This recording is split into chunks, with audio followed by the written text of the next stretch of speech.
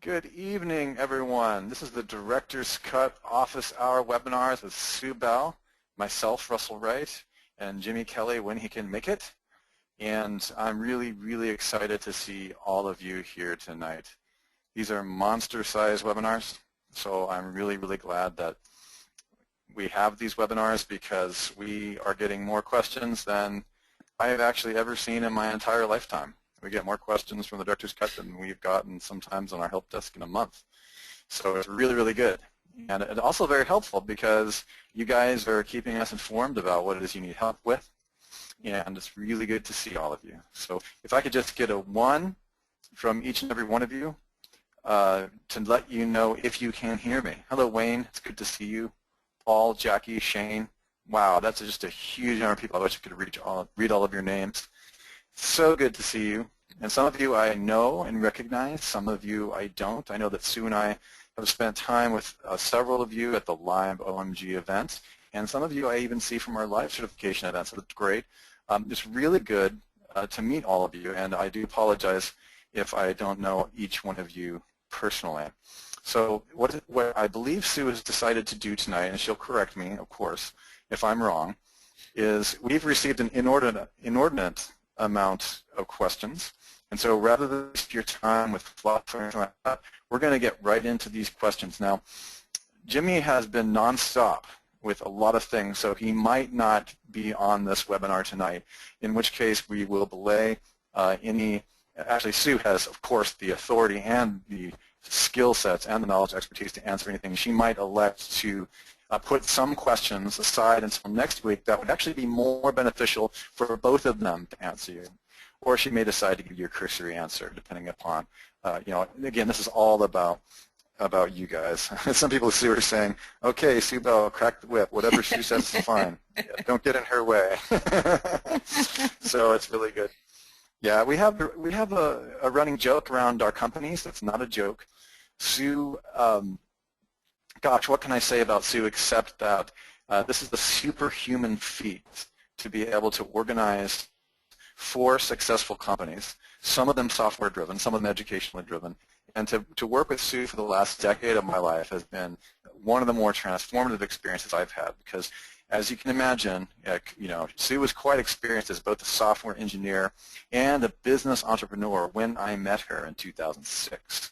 I cringe to remember some of the questions that I asked her during those early years that she'd already had vast amounts of experience and was a successful entrepreneur in her own right during that time. So as you guys can imagine, I have a huge amount of respect from that first day that I dragged my first client, which I think was bizfilings.com. It's a LLC and corporation service in the United States, was multi-million-dollar company. It's been upwards of billion-dollar company now.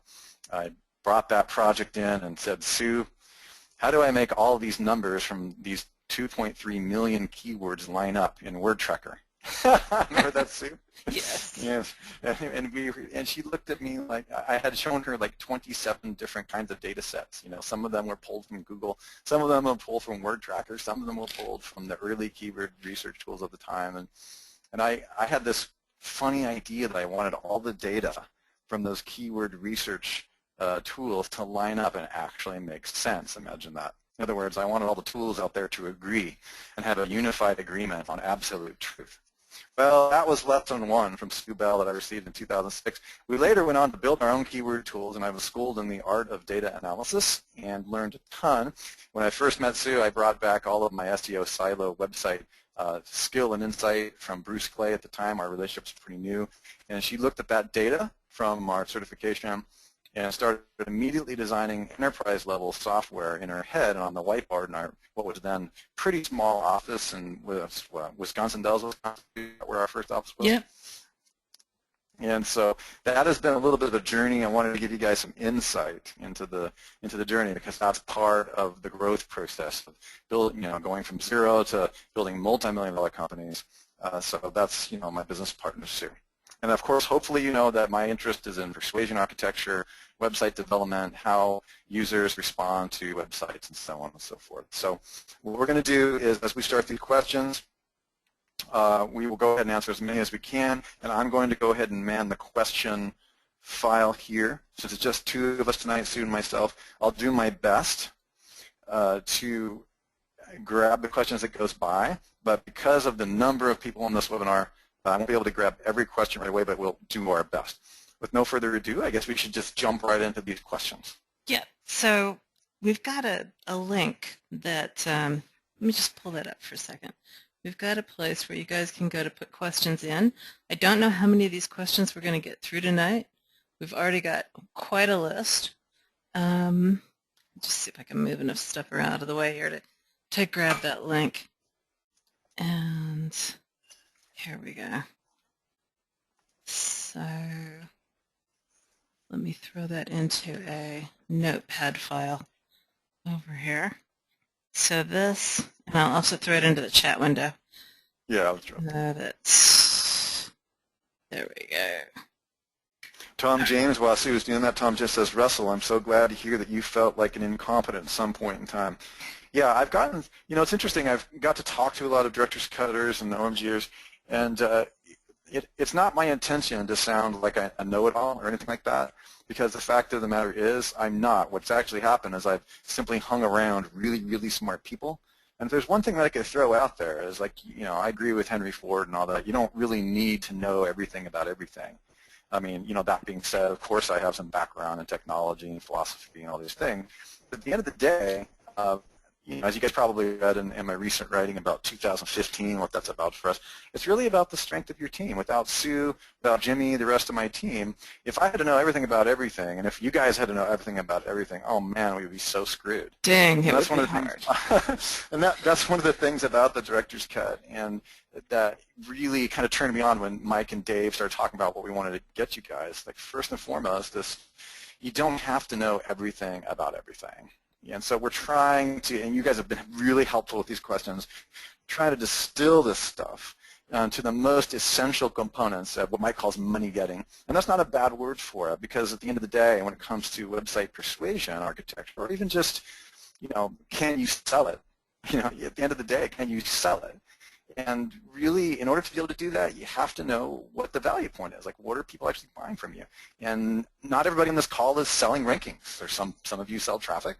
Some of you build your own sites and you're affiliate marketers. I see 3 of you here that I know make greater than 10K a month in affiliate marketing. And what I love about this direct cut in this community is that there's such a diversity of success ranges and professional business models. And with that, the common denominators of what's successful across all of them can be made known to you guys. I love that. Awesome. All right, so what I'm hoping to do tonight is get all you guys to type your questions in over here on typeform.com, because then I'll make sure that we don't lose them as we go flying by, and then we can use the chat window to have a conversation, to have a dialogue, so that you can refine your questions and we can make sure that everybody's on the same page. That's great. Hey, Chris, there's a gentleman named Chris is saying, hey, I feel a little left out. I haven't even built a website yet.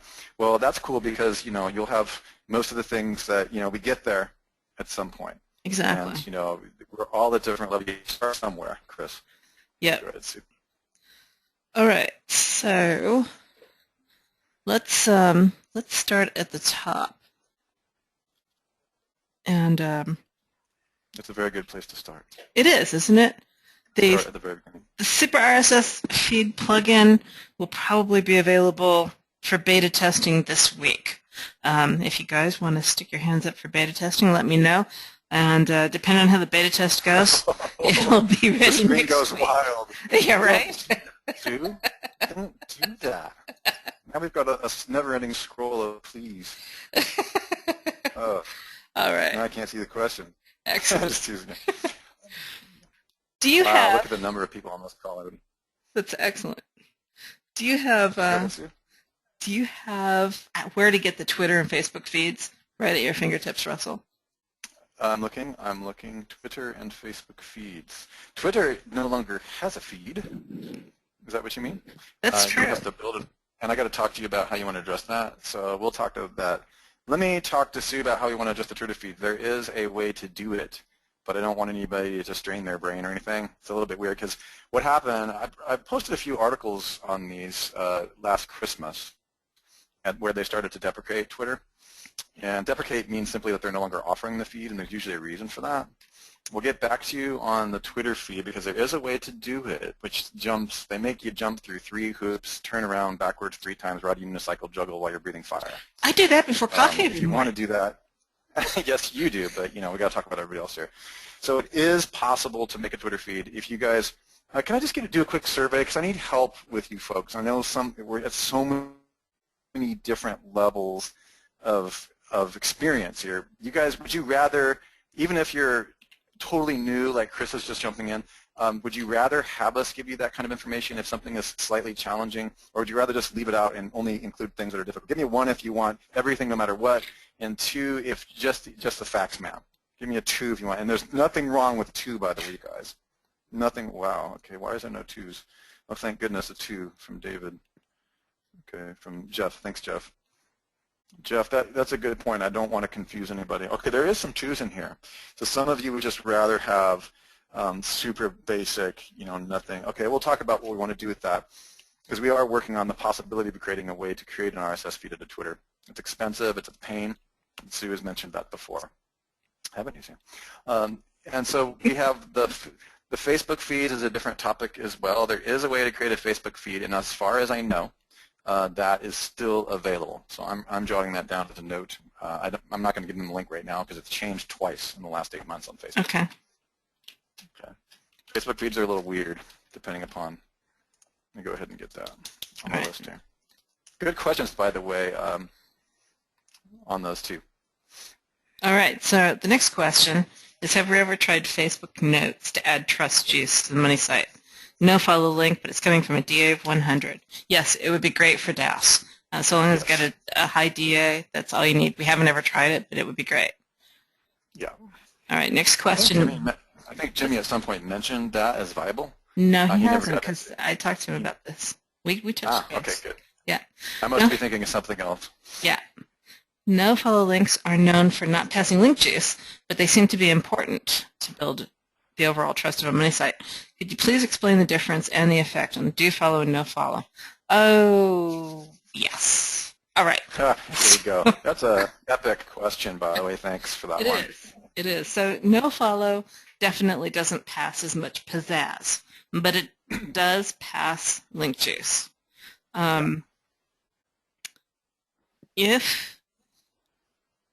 If your link is coming from a questionable source, or if it's not thematically relevant and it's a no-follow, then it protects you from that. So no-follows are great in that respect. And it is completely possible to rank for terms 100% from no-follow links. It's not something that I try to do with a really competitive term, but it is possible. So yeah, no-follows I think are super. And most of your social media sites have got no-follows, but that's just fine. All right, so number 3. Can I ask a question, Sue? Before I know you have this idea that you want to get through all the questions, but let me just slow down on that one a little bit. Try. Sure. She's going to go for all of it. That's in her nature. Quick question for everybody in the group. Can you please give me a 2 if you do not know what no follow even means? Like it might as well be, quantum quark physics. Like it might as well be like it might as well be like a physics calculator. Okay, let me just look. Hang on. There's a fair number 2. Everybody, give me a 2 if you literally, like the word itself just intimidates you, and it just might as well be quantum physics. Okay, so we're looking at, so far it's not that many, Sue. We're looking at slightly over 10 out of hundreds. Okay. So here's an interesting thing. First of all, we're going to help define this. I want to take this opportunity since you were here, Sue, since you're great at explaining this stuff, because you taught me everything I know about code. So, let's just jump right. We'll give you guys a quick overview of this, and if you still don't understand it, know it's kind of a code thing. And if code is intimidating you, meaning HTML, here's the cool thing about WordPress, okay? WordPress does have a WYSIWYG editor. When you log in it, you don't really need to know any code to add the link. Like it actually, when you add a hyperlink inside WordPress, and if we need to, we'll go and look at it. When you add that link inside WordPress, you don't really see what's going on behind the scenes, okay? You know what I mean? So, but what Sue's going to be showing you here is like what's underneath. What a lot of you who only use WordPress and don't edit in the code function, WordPress will, this is what's happening on underneath what WordPress does for a lot of you guys automatically. Okay, does that make sense? Okay. So a regular link, a do follow link, doesn't have the rel equals no follow in it. Rel equals no follow means it was originally a thing that was designed by Google, and it was originally intended for places like forums, so that they weren't sending a lot of links that they weren't intending to send. And and in the meantime, they changed the definition. Google changed the definition, which they were wanting to do. And and the common mythology is that it doesn't do anything to help you rank. But that is complete and total mythology. Yeah, that's a very interesting point. The key point I'd like you guys to walk away from is what Sue just said there, and this is quite a shocker for all kinds of people in the SEO industry, whether we're on webinars with Becker or whether we're giving live talks at live events. There is the old ideas die hard, right? This idea that that there's no value. But as soon as you get into trust, and as soon as you start breaking down the components of the domain authority stacking, Jimmy and Sue are showing you, you'll start to see the value there. Sue, I also do have Network Empire News' WYSIWYG editor up. Like one example would be where I use no-follow links for you guys. If I have a huge site with lots of banners on it, I like to no-follow those banners. Does that make sense to you guys? Because because otherwise if I have, Sue's busted me a few times on like really large sites that I've had. She's like, why are these follow? And I'm like, what, Sue? There's only 120,000 pages. Right. She's like, yeah, you're wondering what's wrong with everybody else's rankings and yours. So I just want to point that out. Is like, hey, it even happens to the best of us. You don't one me, Jazz, for that. She's really bad. She'll just put she'll randomly just put a 1 up. Like if there's something that if I bust myself, she'll just go 1. No, you guys, so what I'm really saying is that's really helpful. If you've got a lot of pages, you've got to no-follow that banner. What I wanted to show everybody is you don't even have to think. I don't know if you know this, but WordPress will allow you to enter a no-follow in 4 seconds or less for a banner or a link. It's already written in there. All you got to do is type in no-follow in the image, and it does it for you. So you don't have to do all this stuff by hand. You don't? Well, that takes all the fun out of it. Yeah, that's what you told me for years. And I'm like, can we please just use yours? Sue, can you please give me a WYSIWYG editor for everything? Just a whip. WYSIWYG editor to make it. That's just the whip, she says. All right. Give me a 1 if you guys understand that, and a 2 if you're completely clueless and that was utterly meaningless to you. Lots of 1s. Okay, good. Gene says, Russell, please stop treating us as newbies. The director's cut is advanced training. It's not for beginners. Okay. Gene, there are a few beginners in here. I definitely appreciate that. So I also have to say that since I only did see 14 people who were beginners, okay, that's good feedback, Gene. That's good feedback. What do you feel about what Gene said, Sue? Apparently I annoyed the crap out of Gene by even talking about no follow. If they've sat through all of Jimmy's videos, then they're on the bleeding edge now. You're right. Okay, so then so for the beginners in here where you don't understand those basic things, here's some cool things. In your previous courses, we know that Mike Long just added a new glossary to a couple of the sections, and that would be one recommendation, right, Sue? To go back to the glossary. I don't think it's in this course. Okay. But it's a nice idea. Okay, next. The DAS structure works around the idea that in today's algorithm, trust is getting more important than just purely link juice. That's why sometimes, even though you keep building links from your PBN, the website won't move up. But I noticed in many cases where a website with lower trust, lower DA, and PA are still ranking better than more authority sites. Aha!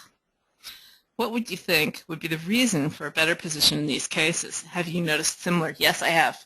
All right, so let's take a concept, a site like about.com. Huge site, right? And And let's take a concept like cats. Now, out of the millions of pages that are on about.com, there's only going to be a small percentage of them that are about cats. So let's say that out of a million pages, it's got 150 pages about cats. Now let's say that you've got another website, allaboutcats.com, and it's got 3,000 pages that are all about cats. Now, clearly, 3,000 pages where the entire site is about cats is going to be a more authoritative by theme than about.com is by cats. About.com is going to have a higher domain authority. It might even have a higher page authority for a particular cat's page, but it's not going to be as authoritative on the subject. So Sue, are you showing us something other? Sue, are you showing us something other than the questions? No. Am I 'Cause we're supposed not to? seeing it. Okay. Oh, well, I don't know. It seems You like can you're go to talking about allaboutcats.com. I don't know if that's actually a site, but we can You're go there. funny. You're so funny. I hope it's not a porn site. Okay, there you go. Don't do that. You feel lucky? I do. You feel lucky? Okay. Maybe we should show them a silo image or something. I don't know. Those words are starting to scare me on the screen. Well, that was the end of that question anyway. Okay, got it. Okay. I pretty much understood it. I hope that everybody else did. Can I read this? Can I read an insert question right here? Sure. Because I think it's funny. Can I do that? Sure. Or do you have a set regimen? Are you No, holding that's the whip okay. hard and we're not? No, I'm actually laughing at some of the stuff Jazz is saying. Sorry. I know. Jazz is really, she's going to get busted. Okay. I'm just kidding, Jazz. Being new, I am not familiar with your software, plugins, deep silo, etc. Is there a plugin? Oh, all the questions just scrolled away. How does Mike even do this? Okay. Deep silo. Is there a plugin we can buy like ClickJacker, which jacks domain authority sites and then can post links? Well, I think what you're really asking, can I ask a question? Hopefully I'm getting to the question behind the question, Scott. Everything that we do automates domain authority when it comes to the one feed to rule them all. So the one feed supercharger will be really helpful in using domain authority backlinking. We also have Social Explosion.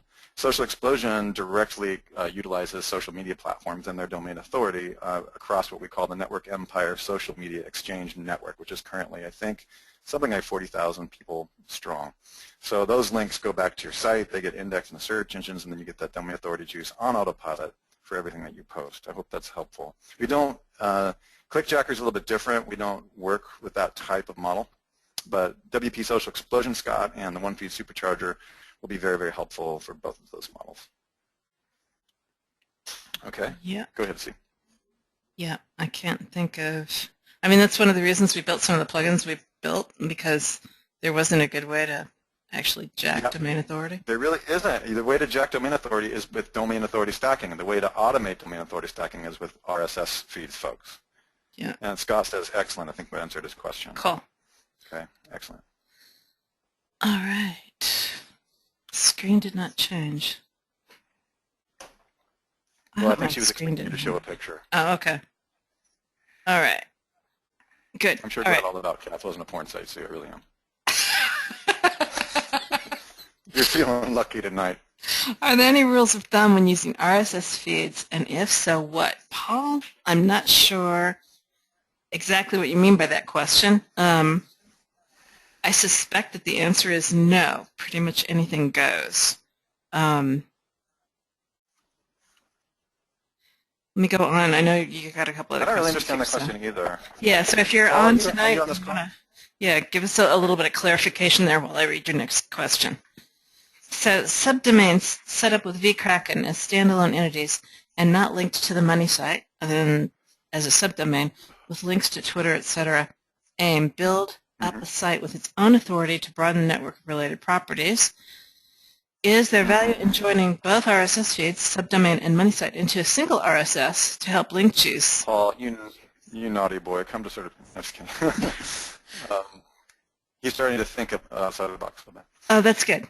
Yeah, exactly. Is there any value in joining both RSS feeds, subdomain and money site, into a single RSS to help link juice up all of the? Absolutely. Great question. Absolutely. Yeah. Paul, fantastic question. And then your next question is also good. Is there value to add a subdomain not linked to the money site into dash stack, which is pointing at the money site, and combine the RSS feeds? All right, so add the subdomain, which is not linked to the money site, into a dash stack. What are you saying is that? Absolutely. So absolutely. yeah, you got this. Sorry, Sue, go ahead. So you've got the subdomain, and you've got your dash stack, and your dash stack, one of the items in your dash stack is going to link over to the subdomain rather than linking to the money site. And yeah, that's absolutely viable. Absolutely. Yeah, and you're thinking outside of the box there, Paul, and these are when we speak live and these types of things, we to these types of models. So I really like the way you're thinking.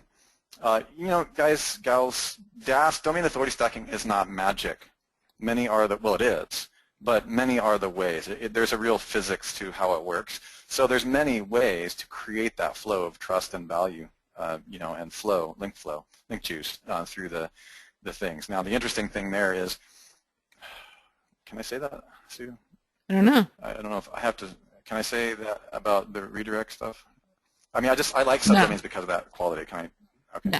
Yeah, so I mean, let me just put it this way. Subdomains are really great, you guys, for all kinds of reasons. And when you can use them, you can consider them a buffer and a nice safety measure for other things that you'll probably learn. Okay. Let me just look at this. Can I insert something that's off the record? Or you want to keep going down through the list? Keep going. Go for it. If you create a new blog site with the client's subdomain, does this keep the domain authority of the original domain? Yes. So if you Good have question, Melanie Alexander. Yeah. So let's go to let me just look at about.com, because about.com is one of those Now you're thinking sites that's got 5,432 different. Oh, I thought they did. No, they've got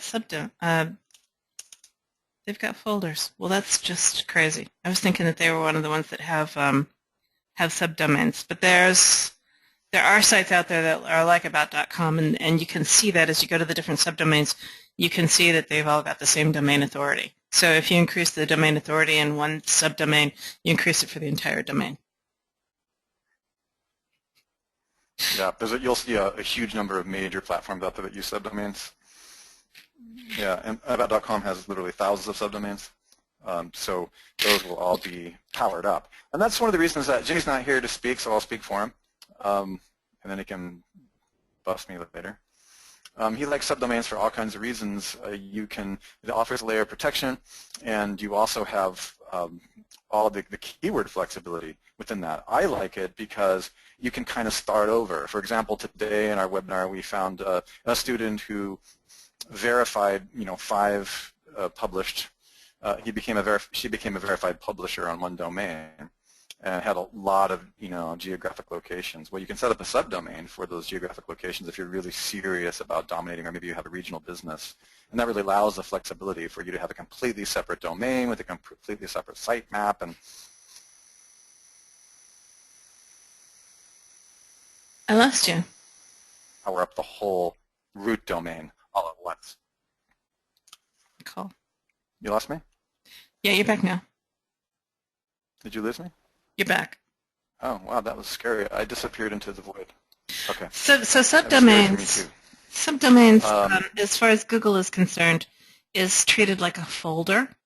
So they don't look at it as a separate site. But in some regards, so for example, let's say you've got 2 radically different topics. If you separate them on subdomains, then you've more completely partitioned them than if they were actually on a single subdomain. Yeah, and in terms of WordPress, because I know it gets confusing, with WordPress, it treats it, because Jazz said here, so the subdomains are treated as separate domains. Like Sue just said, it really is a folder.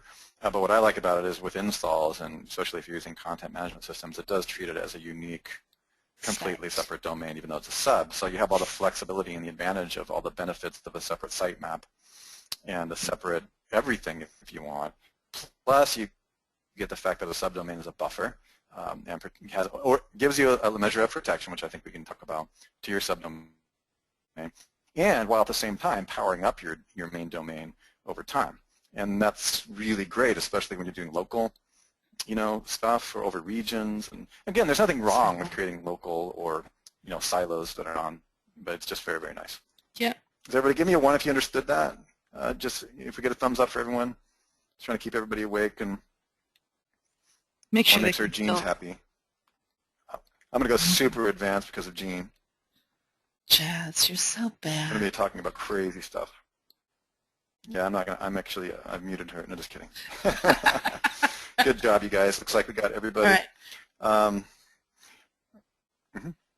Okay, so RSS feeds. Is there any reason why not to include RSS feeds from a related site, not one's own? No, there's no reason why not to include that. I mean, it depends on what it is that you're doing with the feed. I probably wouldn't stick that through Social Explosion and pay for somebody else's feed to be promoted. But aside from that, absolutely, combining them. I've oftentimes had clients where they don't blog very often, and so I combine it with somebody else's feed who does blog a lot that's thematically related, and that causes that feed to get picked up more often. So, good. Yeah, absolutely. All right. Let's see what somebody said. Patrick picked up on something. Can you hear me, Sue? Yeah. I will switch over to my other headset if it starts to go weird. No, you're good. You can still hear me? Okay, cool. Just to insert related something. Of silos for local SEO in different cities. Yeah, you can do that, Patrick. There's all kinds of variables. Please don't go back to Greg or anybody else and say that we told you to do that. You had to do that. It is an option. It depends on. It kind of depends on your preference and a lot of other factors. For me, if I could have just expressed an opinion, and Sue, you should express it if yours is different. For me, subdomains has to do with the amount of money that I stand to make and how much IT debt I'm going to collect, because it does take a little extra work to create subdomains. Not a lot, but I'm lazy. So if you're going to create subdomains, you have to have some incentive to do that, and you have to know what you're doing. Really, does that make sense? Okay, cool. Yeah, the way I decide what I want to do is what is it that I'm trying to rank for, and subdomains right. lets you have like an extra layer to your silo structure really easily. So you can separate out by state and then have space for all the cities, or you can separate out by cities and then have topics underneath. It just depends. You can also separate out by topics and then have cities underneath. It just depends what your primary keywords are that you want to rank for, how you set up your silo structure. All right. Yeah. If you have, there's a website. I could probably drop that for you guys, but there's a state-ranked website that's ranked, I think, number 11 now for the word Wisconsin. Patrick, that I designed and created for a company called AdLit in Wisconsin Dells. I haven't checked it anytime recently, but I built a monster site that had every county, every city, everything imaginable in it.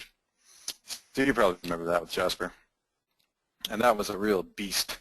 And it was pretty rough to try to get those some of those things ranked. If I were to go back again today, a site of that size, I'd probably do subdomains, for the cities in Wisconsin. Yeah.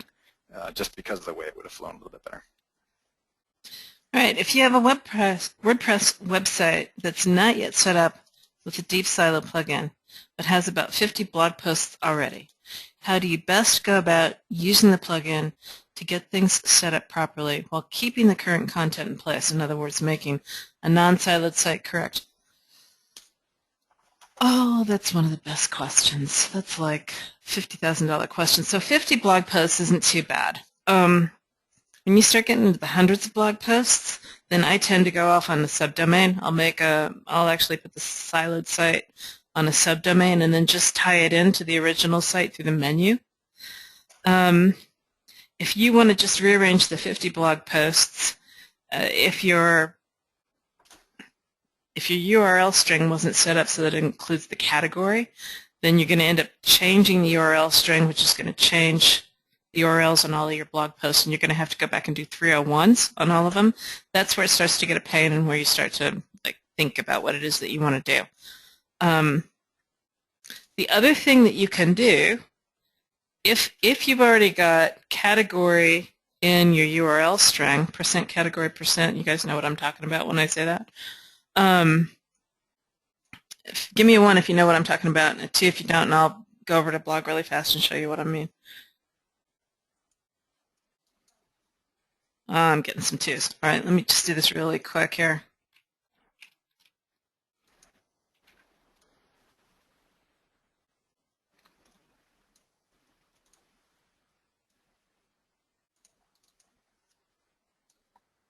Come on, baby. You can do it.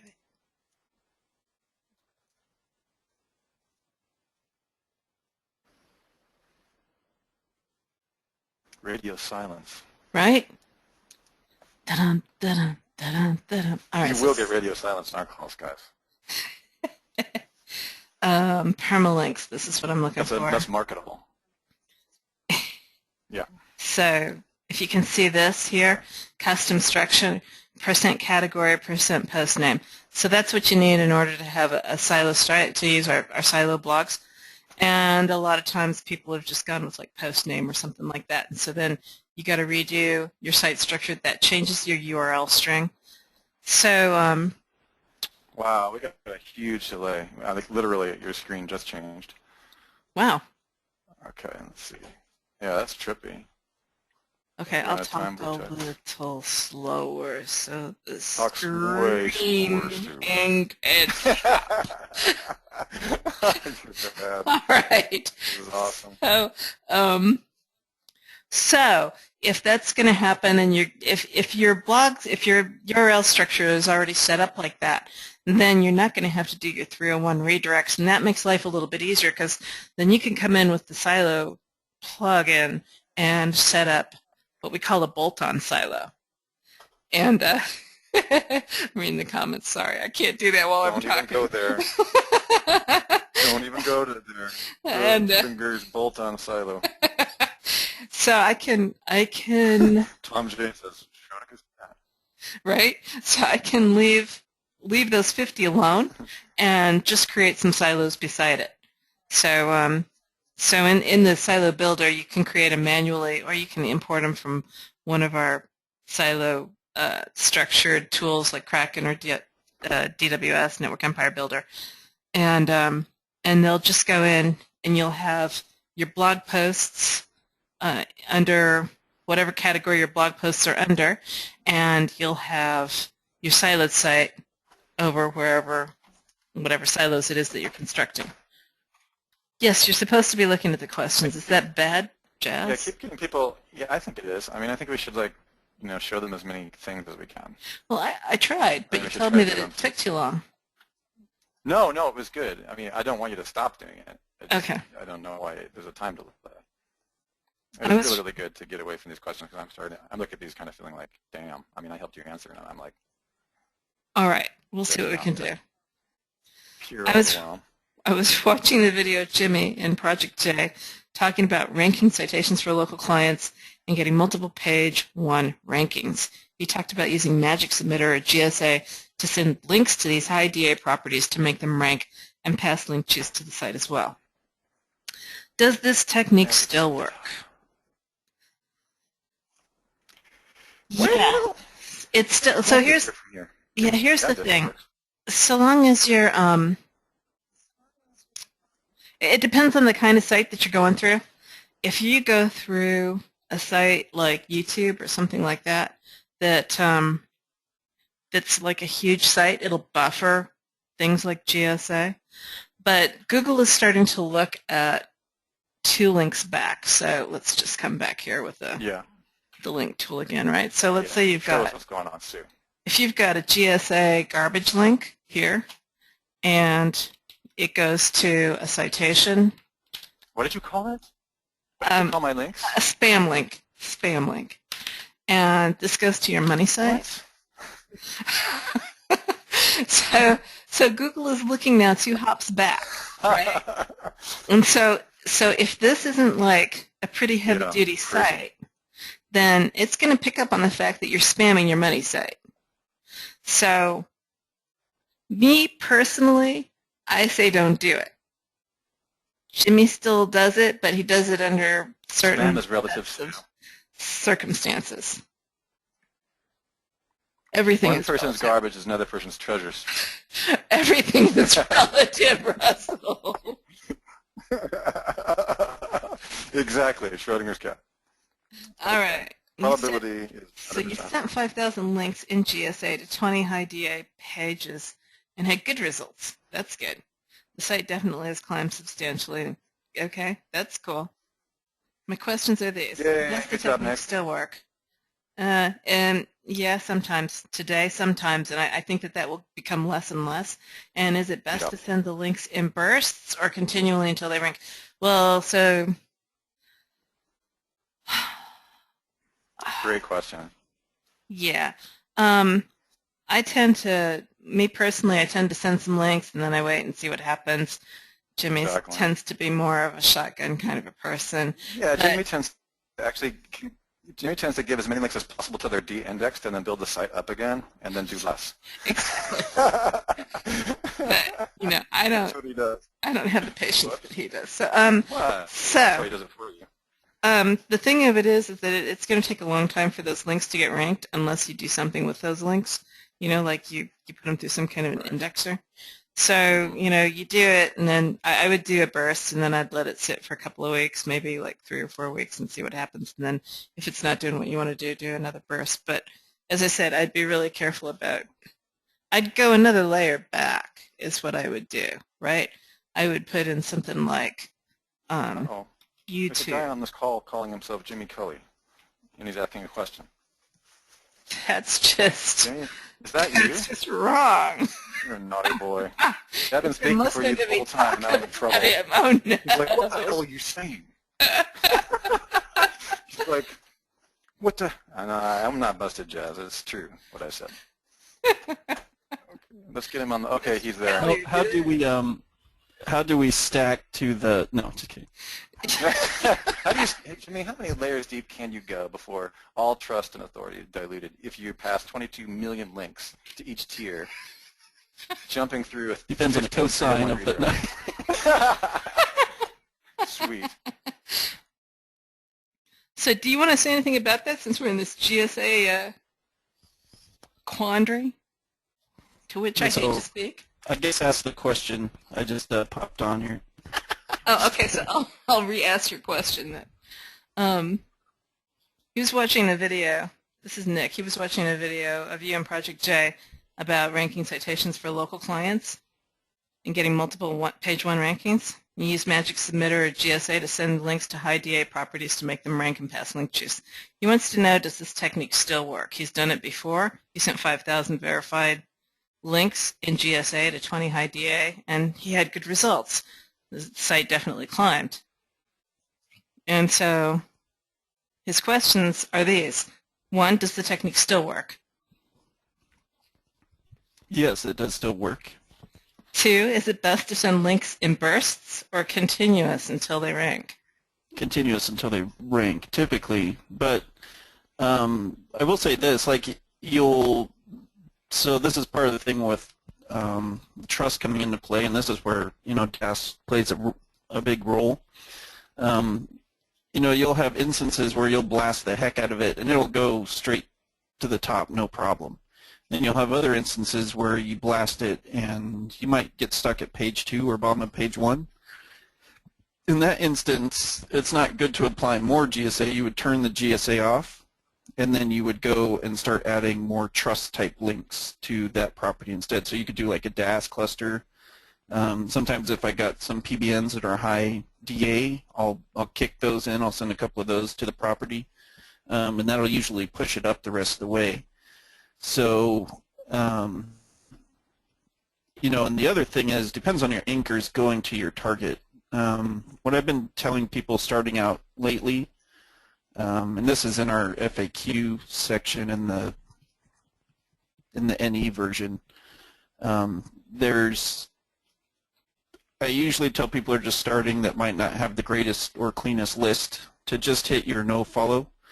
So any links that are pointing to your money site that's a no-follow link is like open game. Like I'll hit that with exact match and different long tails and LSI. And I don't care about how many, but actually ranking the property you're going to have to incorporate some of the trust in with the juice that you get from GSA. Now, on the flip side, there are some properties now, because of the last Panda update, that simply just won't rank, and that doesn't have anything to do other than usually page layout, and now some of them are getting dinged because of incorrect semantic markup.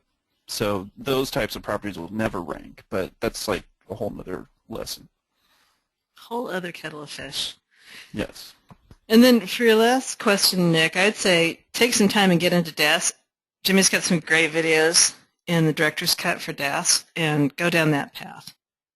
So, Bob asked if we've done anything with our products with Bluehost, and yes, I used Bluehost last summer, I think it was, and it works okay. It works as much as any shared hosting does.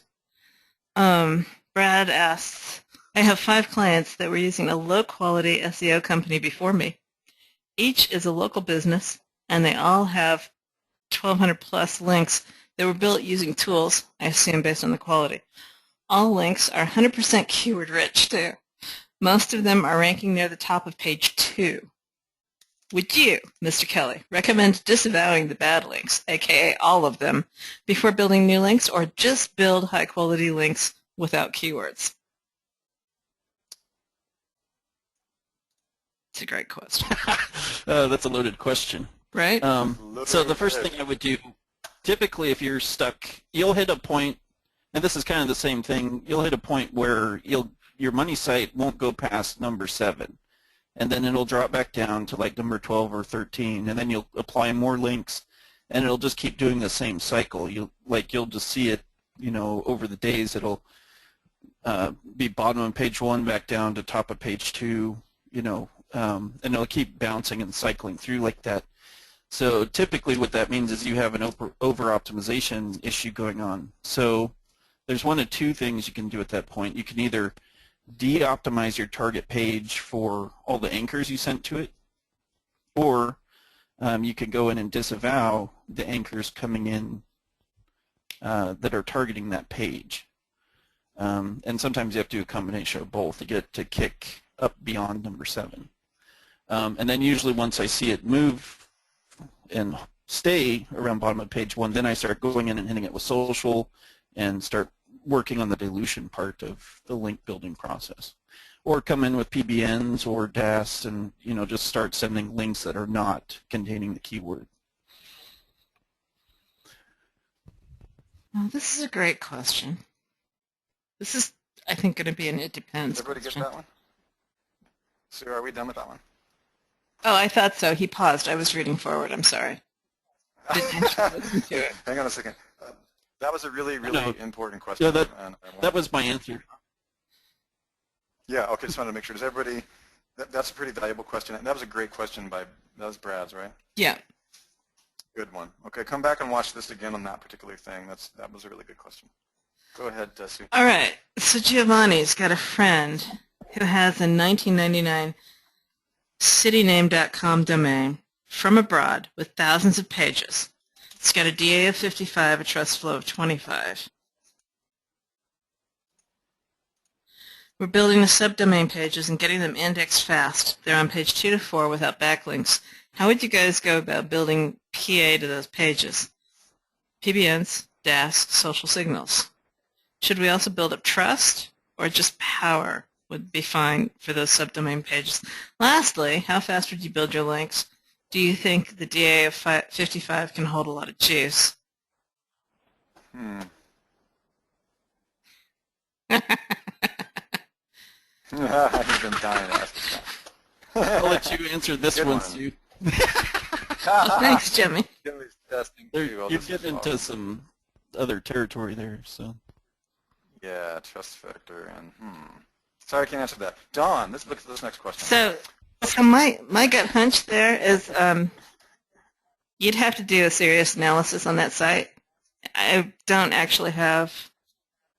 It seems to me if you've got thousands of pages, yep, and you've only got a trust factor of 25, and you got a DA of 55, I want to know why. I'd have to dig.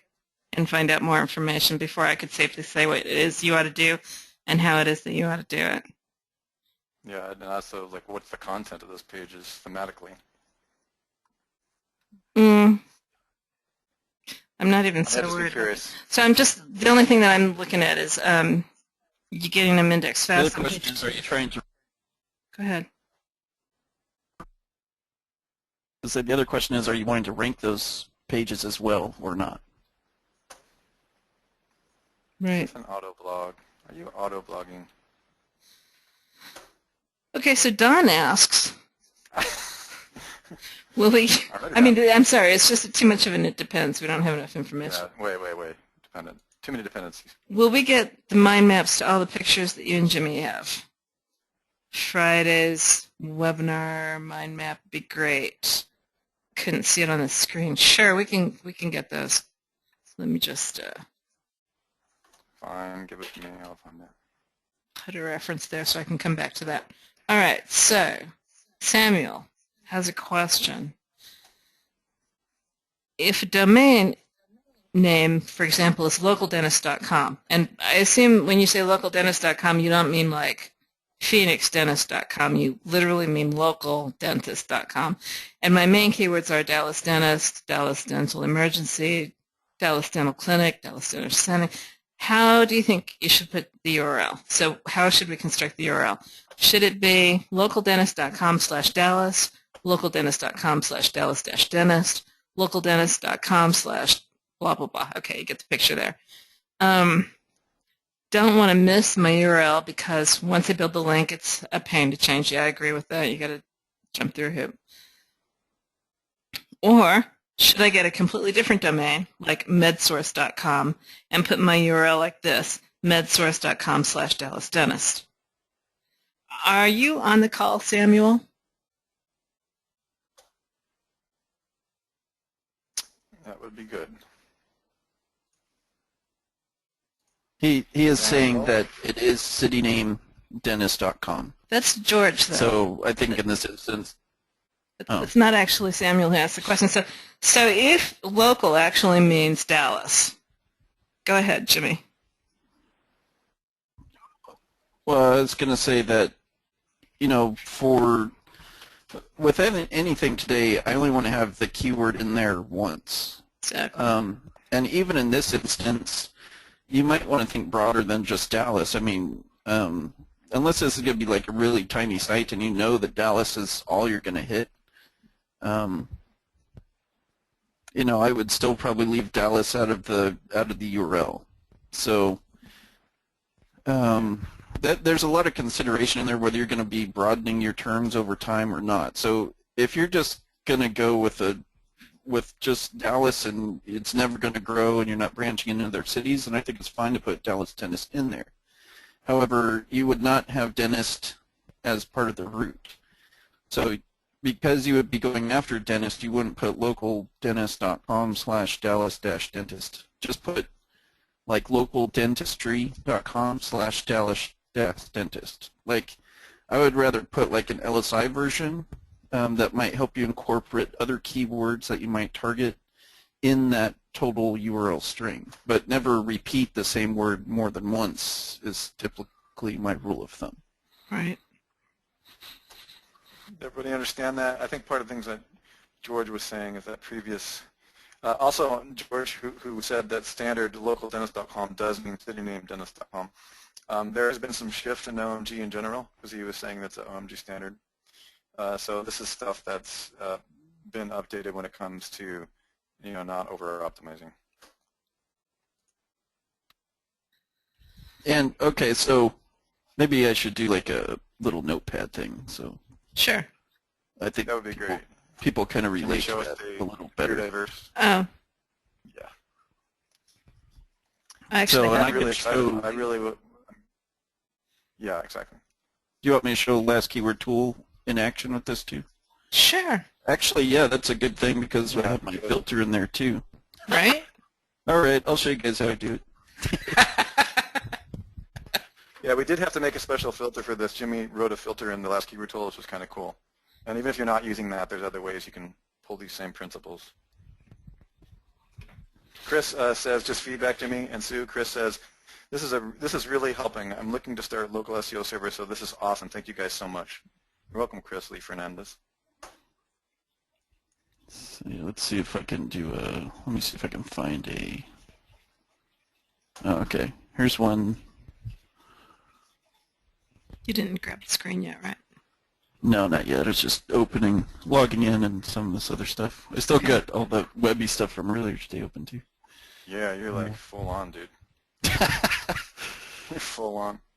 This is crazy. Yes. Okay. Raining frogs right now. All right, just let me know when you can see my screen. You're good. I guess Yeah.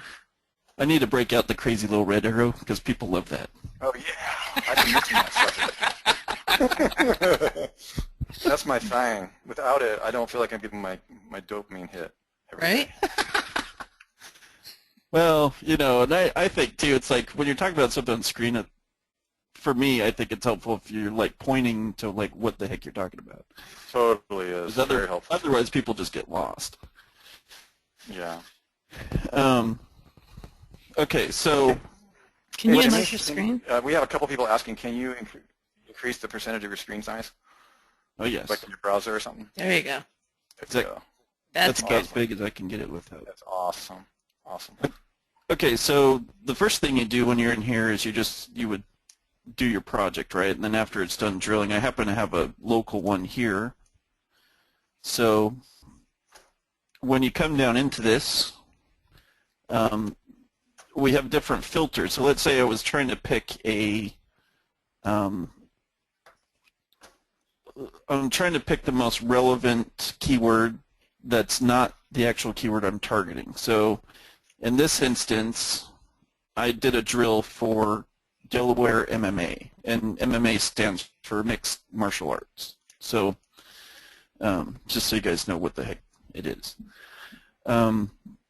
So when you look at this, if I was picking a domain and I was starting out, then typically what I like to do is go get something that's what we call a pure diverse. And a pure diverse is basically an LSI term. So LSI is kind of like a synonym. So if it was a synonym example would be like if I was going after cheap car insurance, I might put affordable auto insurance would be like an LSI term. So because it means the same thing, it's just different words. So when you come into this, the one that I like to use is just called Jimmy Kelley's Domain Name Finder, and you just click Apply, and hopefully you get some stuff. Funny filters.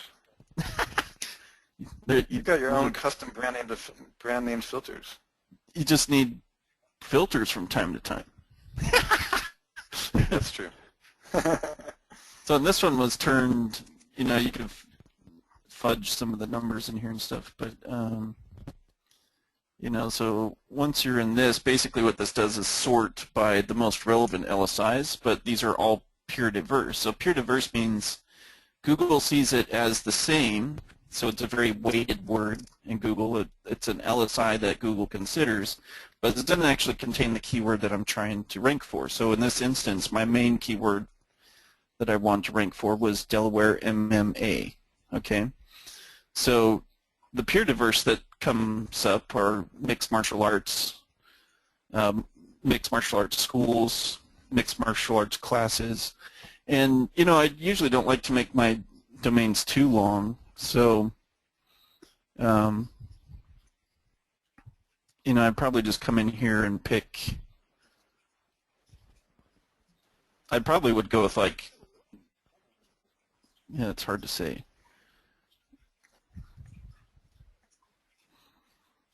Because this one's so specific, there's not like many curves. Yeah, there's not a lot of general. Yeah. Let me just think be for a too second here. And that's why we use Kraken. Yeah. So that's another lesson. So in this instance, you know, typically, you know what, let's just show a different keyword. You guys get the idea on finding that. But let me show you something that's got a little more variety than just that. Because that's just ridiculous. Yeah, that's a little bit too That's too narrow. That's such a narrow keyword that you're not going to get much wiggle room in there. So let's just pick something else. You know, like, let's see something. We could do like, let's get something that's a little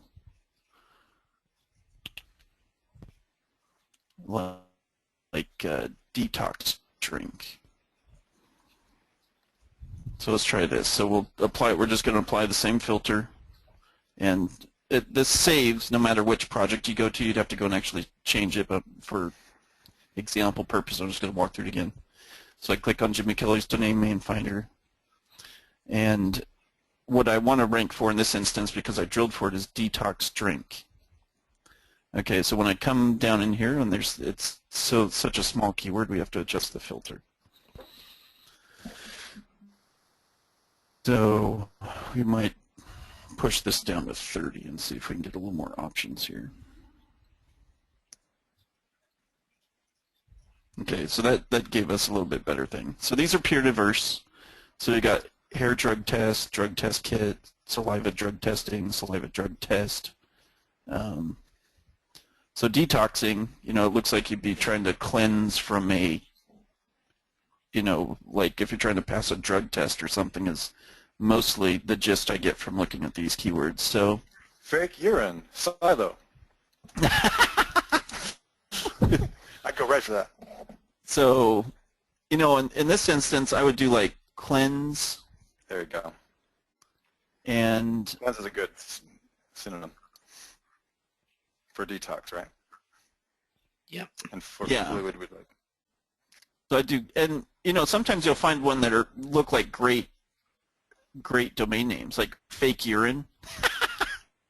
Like that one might even be interesting. Like if they're trying to pass a drug test, you know, that might make sense when you come across that for that specific search. Yeah, so, that's a painkiller keyword. That's a good tangent painkiller keyword.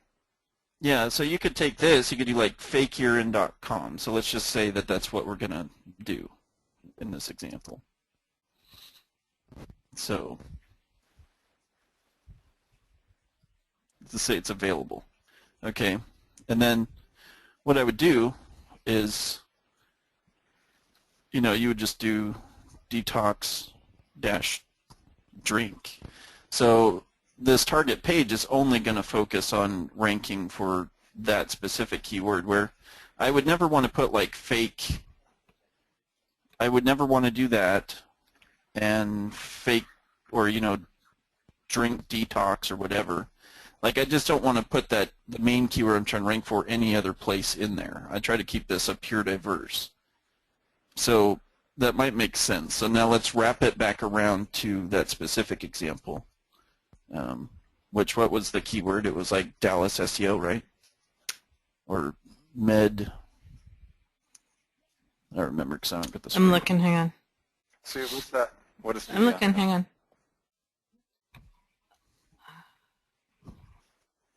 Dallas dentist. Okay, so when I'm looking for that, and they wanted like localdentist.com/Dallas-dentist was one of the options they put in the question. Yep. So in this, like, and they also had another option where it said like med source. Yep. So, but when I'm looking at this, like the same way that Greg teaches to kind of do like a super keyword is basically what I try to do with these types of things. So you could do, you know, another highly searched for term is probably dentistry, or what would be another one? I never had braces as a kid. Dental clinic or orthodontic or orthodontist. Yeah. Pardon the spelling if it's not right. I'm not that great, but so this is an example of a pure diverse. Like, you know what this is, and that's highly relevant to the main keyword you're trying to rank for. So now you have a possibility to rank for Dallas orthodontic, you know, orthodontic dentist. You know, who knows what people search for? Put your search phrase into the last keyword tool and see what what your high LSI words are for. So then when you're sending links, you don't have to be concerned so much with the over-optimization, which refers back to the question we had just a little bit ago. So. Well, yeah, and I also want to point out that I think what George is saying is true, that when this questioner was asking about local dentistry, the word local should be replaced with Dallas in this case. I think that makes the equation a little bit more interesting. I think it answers the question more directly. So what he was really saying is dallasdentistry.com/Dallas dentistry dentist. So not local. The word local is a placeholder that Greg uses when he's talking about local stuff. Yeah. So in this case, this wouldn't. You could, if you change it to orthodontic. Let me simplify that. If you change it to orthodontics, you could still do Dallas orthodontic, or is that too many times for the word Dallas? That's one of the big questions. No, I would never do Dallas orthodontic. So like, let's say I was going after Dallas orthodontic for the main keyword, I would leave it like this. Ah, gotcha. And Okay, that's why I threw that in, Jimmy, because this is really just the way that Greg taught. Local actually defined meant whichever local area you're doing. Now the other thing that I'd be aware of. Now let's say you're going to go hit other areas. So let's say you're going to hit like suburbs in Dallas or other zip codes in Dallas or whatever. In that case,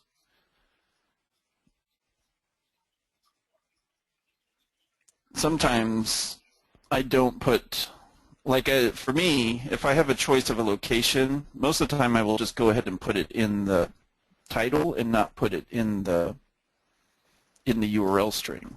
So if I was going, let's say I'm going after multiple cities and multiple locations within Dallas, I'd only, I'd only leave it at dentist. And then that would be my top level silo. And then under that, I might put my cities. So that would be a supporting page, and you'd have the same thing. So hold on, maybe I'm going too fast here. So this would be your top level page, like when you're doing a silo. Okay. So now a supporting page for this would be the area I want to target. So we might do Dallas, and then we might do Houston, if you're going into other cities, right? And then because these are pages and you set these up as categories, did they learn this stuff in this course, or am I going way outside the realm of training? Well, you're not going way outside. It's a common pivot point, and we get this question a lot. So keep going. So so now let's say in Dallas you want to target specific zip codes. So because you set this up as a category page, you could then select that as a post. So these are pages, these are supporting pages to this specific category. And when you go in and you create now you have this specific page, you can have posts supporting the page. So then your post would look, something like this. It might be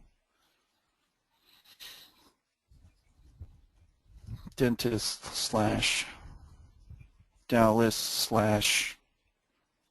78613 or whatever zip code. It could be a zip code or a county, that you might be breaking in on different areas of Dallas. But that's kind of an example of what a fully built out, you have 5 each, but that'd be the example of a fully built out silo. So one person asked, would you have dentist first or would you have Dallas first? So in other words, would dentist be your silo or would Dallas be your silo? I prefer to have my main topic be first, because Dallas, so cities are like those are what are called descriptors, and a descriptor, that's just something that describes something. So that could be like a price, or that could be a location, or that could be something that describes them. Just think of it that way. So but the main object is the dentist here, is what you're saying. Yeah, so the main keywords, mostly what I want to rank for is dentist. And so I try to keep the descriptors loose, so to say, because, if you put Dallas first and then let's say you change stuff underneath it, that's a big pain in the butt to have to do with 301s and everything else. Whereas, like, let's just say I wanted to move this page, or maybe this needs more supporting. This is a lot easier to do than deconstructing the entire silo and rebuilding it. Yeah, and Jimmy, Jazz has a great question too, which I've gotten a lot. This would work for a directory as well, right? Like it doesn't really matter, like it's totally scalable. So let me just jump in there for a second, because that speaks to the point that I was trying to make. If you're doing something like a directory and you've got a bunch of different things, and Dallas is actually the thing that you're wanting to rank for along with all of the stuff that comes under Dallas, then putting Dallas first and then putting like handyman, dentist, lawyer, all of those things underneath it will reinforce the idea of Dallas. If you have handyman as the top thing and then all your different locations under that, then it's going to lean more. The keyword that you're reinforcing is the top level keyword, whichever it is that you're choosing. So whichever way it is that you want to go, whatever the main thing is that you want to get across, that's the thing you put at the top. So if you're doing a local directory, you tend to put the location at the top. Yeah, so the pivot there, and again, we aren't teaching directories in the director cut. So, but that was a great question, and we do get it a lot, because I know I have heard of some of you, in fact, a few of you I recognize in here are actually building directories, and you actually try to use our silo plugin to do it. Not that that's a bad thing necessarily, you know, but I mean, that pivot point, Sue, what you just described, I think is really, really important, because if you're building a directory, the location becomes the object instead of the object like dentist. Cool. Is that what you're saying? Can you confirm that? Yep, that's what I'm saying. Okay, it's a huge point. Did you give me one, guys? This is actually a huge pivot in learning. Can you guys give me one if you understood that? It's kind of advanced knowledge. And I get a huge question about people immediately in their minds go from small local site to directory pretty quickly. And Jimmy, I'd like to just hear from you on that. I know you've built directories before. Can I do this? I probably shouldn't do it. Are you two in agreement on this? Because sometimes you don't 100% agree. Oh, you can ask him his opinion. No. That's fine. Oh, yeah, absolutely. Okay, I'm just checking. I don't want to cause any, you know. Yeah, I mean, yeah, so for me... Light bulb moment, guys. Mark just said he had a light bulb moment with this conversation, so thank you, guys. So we have, I mean, I fully agree with Sue, because for me, when I do my link building, like the structure of the URLs are the most critical, because, you know, if you properly silo your site, it's 80% less links. And especially since people are learning DAS and the supporting keywords that go with a silo, like it really does kind of depend on what is the main topic of your website. Certainly, if it's going to be a directory, then you would put like a location, because that would make more sense. It's huge. Yeah. And I know that it's obvious to you guys, it's obvious to me too, but I love the fact that we rolled this question out in a way that allowed everybody on the call to have a light bulb moment, because it's not so obvious, you know. Like a silo is not necessarily silo. A lot of the times we're just, you know, so hard just working about just building the silo structure that we forget the object. But this is great. One of the better light bulb moments. Also, Shane was saying, Sue, that you can kill the question from him because this answered it. Yep, so I just did that. Okay. Thanks, Shane. I'm so glad we were able to actually help you with that. How is it that there's more people coming onto the webinar as we go along instead of leaving? We have more. We're having several people get on every few minutes, and we're an hour and a half into it. It's very strange. Love it. All right. So next question. George is making a point. West Coast gets home. Correct. Next question. Let's do it. Thanks, Jimmy. Right. That was truly awesome. Truly an awesome explanation from both of you. Thank you so much. Sure. Todd Lee says, this webinar is awesome. There's some more light bulb moments coming down. Excellent. Shu says, city on a hill, baby. Awesome. Wow. I love it when there's those light bulb moments. It's really hard to, you can't really fake those light bulb moments. It just requires great teachers. You guys are awesome. Hashtag. What is the next question? I have my social accounts for my business pointing to my main URL. This is Jason. Sue, can you grab the screen? We can't see your questions. Well, a minute ago you didn't want to see the questions. Okay, then just, all right, fine. Hang on a second. I'm sorry. Please make up your mind. All right. Okay. George says, we want to see the questions. He doesn't care what I think. Excellent. So there you have it. The audience has spoken. All right. You guys see my screen now? No, actually. No. I see this big white director's cut.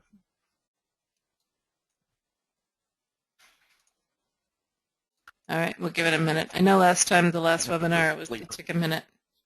Yeah. There's a lot of people on the call. Press that big play button. Right? All right. So it should pop up here in a second. So Jason's got 2 BBNs set up pointing toward his website. Okay. Oh, there we go. We got you now. One's about pink eye and the other's about dry eye. Ouch. So should I change all of my accounts now to point to one of my blogs as the RSS feed? All of my accounts now point. Oh, should I change all of my accounts now? Should I? That's a weird. I assume all of the social accounts should be business-based and not personal, correct? Lastly, I have a Gmail account set up with a name that has nothing to do with eye care from a previous business venture. Is there any way to change the name? I couldn't find a way to do this. No, this is all Google Dashboard question you see. And not only that, you really don't need to. Like your Gmail account doesn't really have anything to do with theming. That's more for you. Like if you have lots and lots of empires, you might want to have a Gmail account that ties to your topic just for your memorization. But I don't really understand that part. So should I change all of my accounts now to point to one of my blogs as the RSS feed? I don't understand what accounts he means, so that makes the question hard to answer. Jason, if you're around, can you clarify? Jason Paste. Looks like Paste, actually. Don't really understand the question. But no, you don't have to. If you have a Gmail account that's set up with a name that has nothing to do with eye care from previous visits, it doesn't really matter. It's kind of annoying for yourself when it's like, home improvement and you're trying to set up a topic and theme for your Google dashboard. It's just kind of annoying to have to log in with that.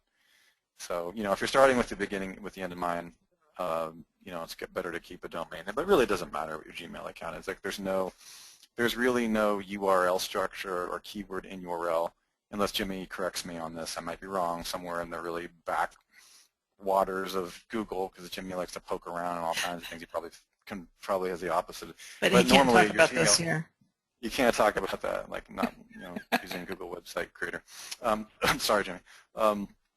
There's no keyword relationship to your Gmail, really, that you should be using. Does that make sense, Jason? He's not actually on the call, so okay. He can get back I'll to talk us. to him anyway. Yeah. Okay. That's all right. Joe. When you're trying to rank one city page for multiple LSI terms, do you always use the city modifier? For example, trying to rank for Denver plumbing, but my LSI keyword copper repipe. Would I do just copper repipe? The thinking is Denver is already on the page, or do Denver copper repipe?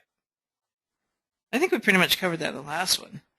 That pretty much covers that question. Yeah. Okay. Unless he would like to rephrase. Yeah, Joe, are you on the... If he wasn't clear on something. Joe. I'm not sure which Joe it is. We've got several Joes on the call. But he did say one city page for multiple LSI terms. I guess we still covered that, didn't we? Yeah. Yeah, I wouldn't reuse the same keyword. It's the bottom line. So if you've got Denver plumbing in there once, right. Then copper repipe would be a great LSI to add to that. Yeah. I still, so basically if you've optimized the page, so for example you've optimized the H1 tag and your title, and you've got Denver at least on there once, I would just at least put copper repipe in there. So I don't think you have to actually go in and keep putting the Denver in there necessarily. Right. So you're saying that the master location, Denver, you could actually over-optimize for that as well very easily if you kept saying Denver this and Denver that. Yeah, because I don't think you have to make it too, as long as Google knows. So like you either have the location in your title. My favorite place to put in the title and the H1. If it's in the URL, then great. But typically that's where I put it, and then I just make sure the keywords LSI-wise I want to rank for. It doesn't have to say descriptor keyword, but it is important to have at least the keyword in the content. That's huge, you guys. I just want to stop Jimmy for a second because I have to slow him down sometimes to help me. H1, he just actually said, if you read, not so many words, that H1 is more important to him than the URL string generally in that topic. So that's what you said, right, Jimmy? Well, the URL holds more weight, but because, I don't usually build sites that are only targeting one specific city, I'll at least do a state. Right. So that's why I try not to ever, focus it around a location, but it really depends on what the end market is that they want to attain. Gotcha. Because Joe didn't really tell us if he's building multiple cities or if he just says one city page. That's kind of what threw me.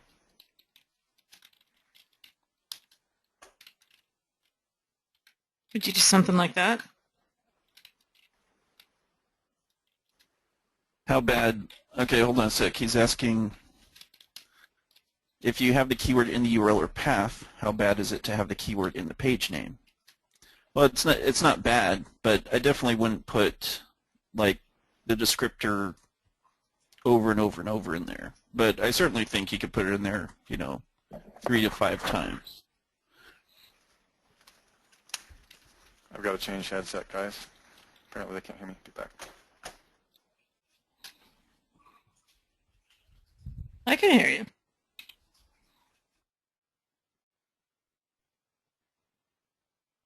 Can you still see my screen? Yes. All right. So I've got plumbing Denver. Would you change one of these slightly or change the H1 slightly? I try to, in the H1, I would make it a little bit longer. So this goes right into the traffic hospital thing. Yeah, it does. Which that was a 15-hour freaking course. So, but I was just trying to show. Yeah, I just try to make it more long tail. Sprinkle in some other words that you might put in there. But you also have to consider your title. So you have your H1, and typically you can modify your title. So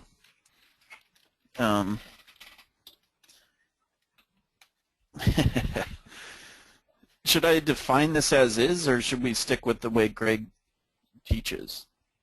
Because that's where I'm unclear on how to answer this question. I would move it more toward an evergreen kind of a.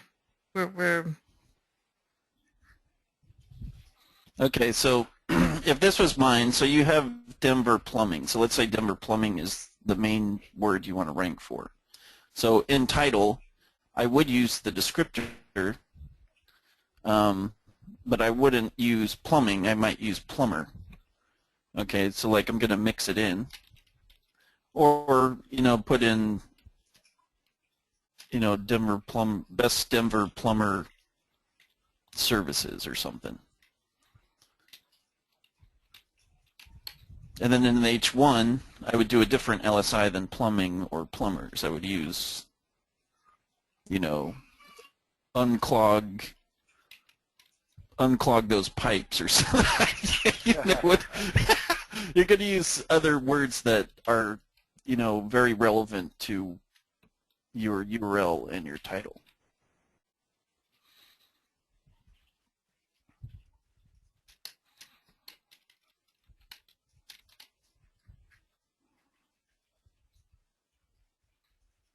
And then you want it again in the content. Yeah, and then from there, you need to make sure that the exact keyword that you're trying to rank for is at least once in the content. So, in this instance, for this page, it would be Denver plumber, or Denver plumbing, and so we make sure that we get Denver plumbing at least once in the content, somewhere within the paragraph tag. Right. So somebody said, could I change mysite.com to a real name? And they suggested Denver plumbing something different. And it shouldn't be Denver Plumbing because you've already got those keywords here in the URL string once. So that's kind of why I made it mysite.com. This could be like, wow, we have a bunch of like excited people commenting. Can I read a couple of those too? Sure. And that's Scott says, wow, this is huge, major moment of understanding. George says, thank you, because many of us are local at this point, haven't really launched, and this really clarifies. Great stuff, thanks. Okay, so there's a few people that this is helpful. Good. Continue.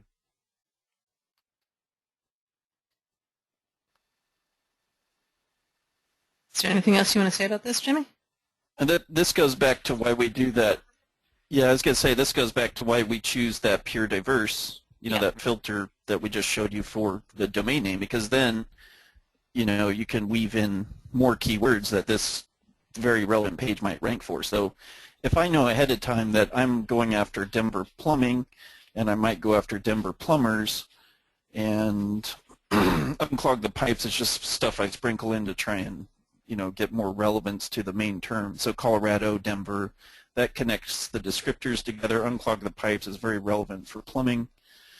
And so I'm looking at this stage, if I know that I'm planning this out beforehand, when I come up with to register that domain, I'm looking for something that's a pure diverse that does not contain plumbing or plumbers. Yeah, that's It'll be huge. Something completely huge. Different than the three.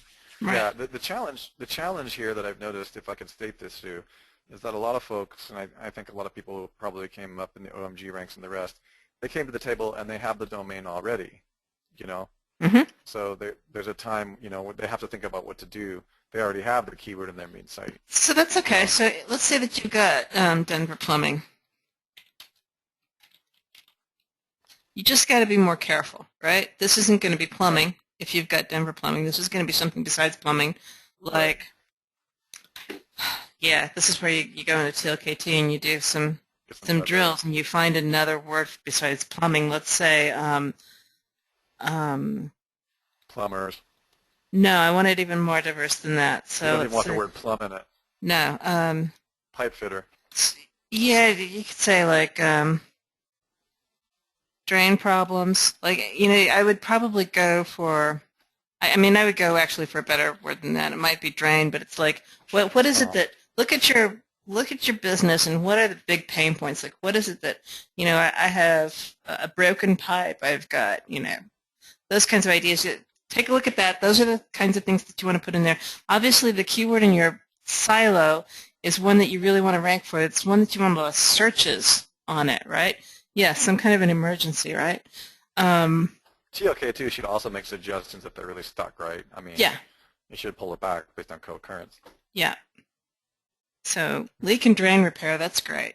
Okay, so this fits the rule that you were saying a while back, Sue, which is, generally speaking, no more than twice. And I know that was a super huge oversimplification, but twice in the URL.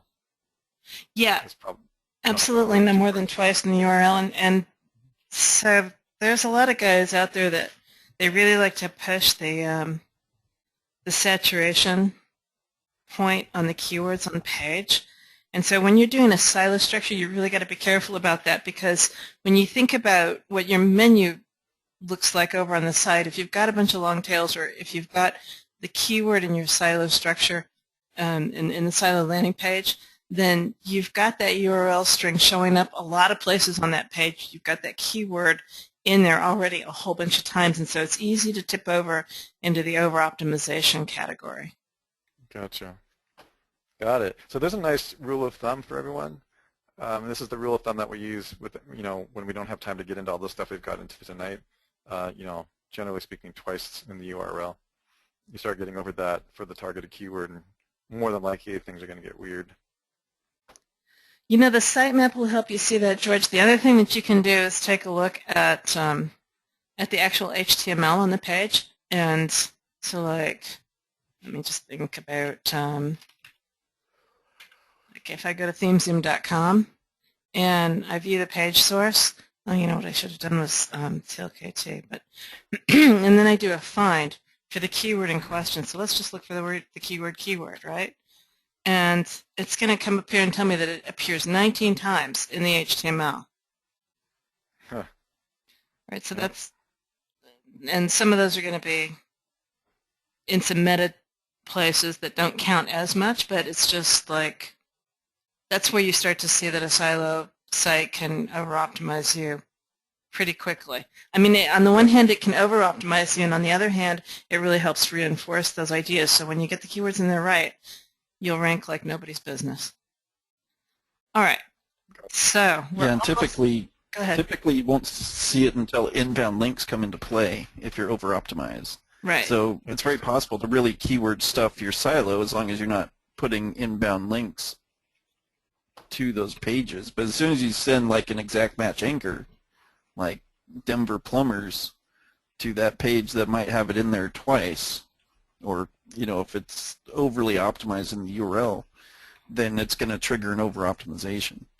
So the relationship between the off-page and the on-page factors is significant when it comes to over-optimization. Yep. Yeah. Interesting. Got it. All right. So our next question. Can I get some ones for that? If that was a light bulb moment for you, give me a 1. And give me a 2 if you're still getting it and working on it. Wow, we got some. Shelly just put ones all the way across the screen. We got somebody that just said, woohoo, really, really great. Okay. Well, that's a huge number of ones, and there's a few guys still getting it, but I consider that a victory light bulb moment. Thanks, guys. Cool. Okay, good. All right, so our next question, how would you do a multi-city national site with DAS? I have each city at the top of the silos, so basically most of the keywords would be the same for each silo, except for the city modifier. Would you create separate social accounts and Web 2.0s for each city, thus making each city its own separate domain stack? It depends. You know what you could do? I'll take a stab at this since Jimmy was quite different in a second. What you could do is, like the cool thing about a domain authority stack is that it's going to raise the domain authority on your entire site, not just the pages that you point to. So what I tend to do with something like that is I'll take the most competitive cities and I will start stacking to those. I'll start doing my most competitive or my biggest bangs to those, and then just watch and see how everything else ranks, right? Because a lot of times the easier to rank smaller towns are going to pop all by themselves just because of the authority that you get on the site. Yeah, that happened on With Travel. We're working on it. Yeah, that's really good. Well, Sue, on that question again, I feel like there's a question behind the question where he's not really coming out and saying that it's a directory.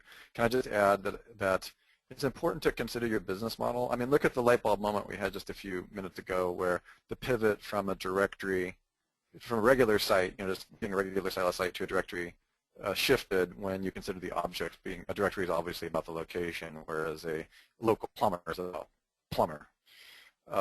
In the same way, please consider your business model when you're asking questions like this. Like if you're, if you have no money and you're not making, there's not a really great product, I mean, a lot of this depends on the revenue model for me. If there's a lot of cost associated with domain authority stacking to each silo is a lot more work than just considering the domain as a whole. But if each one of your subdomains for every location in the United States is making $1 million a year or $1 million a month, then of course you need to, give those locations serious consideration in the way you design your overall strategy. Does that make sense, you guys? Would you agree with me on that, Sue? Sure. Okay, cool. All right, so Null asks, he's gone through all the videos, and although he doesn't understand the details of what it's about, he thinks he has an idea of the general concept. The thing that concerns me at this time is the emphasis on blogging. Even with only one money site, to blog on a daily basis is a real chore. Carrying that procedure into 5 or even 10 money sites makes the writing part of it impossible. Even if someone was a natural writer, they would be spending most of their time producing content. Even outsourcing this process on this scale would be cost prohibitive. Maybe I'm reading this all wrong, but that's what I've understood from my study so far. Oh, okay. I agree with this person when it comes to content debt, and that this is why in DWS Any Silo Builder, which we specifically designed to determine the cost of ranking for something and how much content it would take, this is the reason that Sue designed it and why it was built, because content debt is a true thing. This idea, I mean, you know, dealing with PBNs is an entirely different thing. When you're dealing with broadcasting, obviously somebody's got to come up with content. Now, there are creative ways to get around this, especially when you have a charismatic and enticing and pain-killing organization, product, or service, where you can just have what Sue and I called a subject matter expert or a prima donna or somebody who's really, really passionate, good at speaking. We have gone around those things and intensely lowered the cost of creating content by simply doing video and video transcriptions. So Yep. there's ways of doing that. You don't have, but if you start thinking of professional content, it depends on your standards. If you're thinking of professional content, that's Wikipedia style content. I mean, have any of you guys here ever like sat down and tried to actually write, create, and get a Wikipedia page submitted? You know, it's like 5,000. Remember the example site I sent you, Russ? Yeah, exactly. I mean, I was helping Mike along with like his Wikipedia page and looking at, like, you know, $10,000 later when you're looking at getting a Wikipedia page properly created, content can be very, very expensive. Okay, so don't forget to consider the cost of developing content, and then Sue and I in actually I think 2008 had a standard of quality content where we had level 1 through 5 quality. Remember that, Sue, when we tried to actually qualify? And that's a real thing. It's like, if you want to hire a professional writer who writes for Time magazine, then you're going to pay a certain price.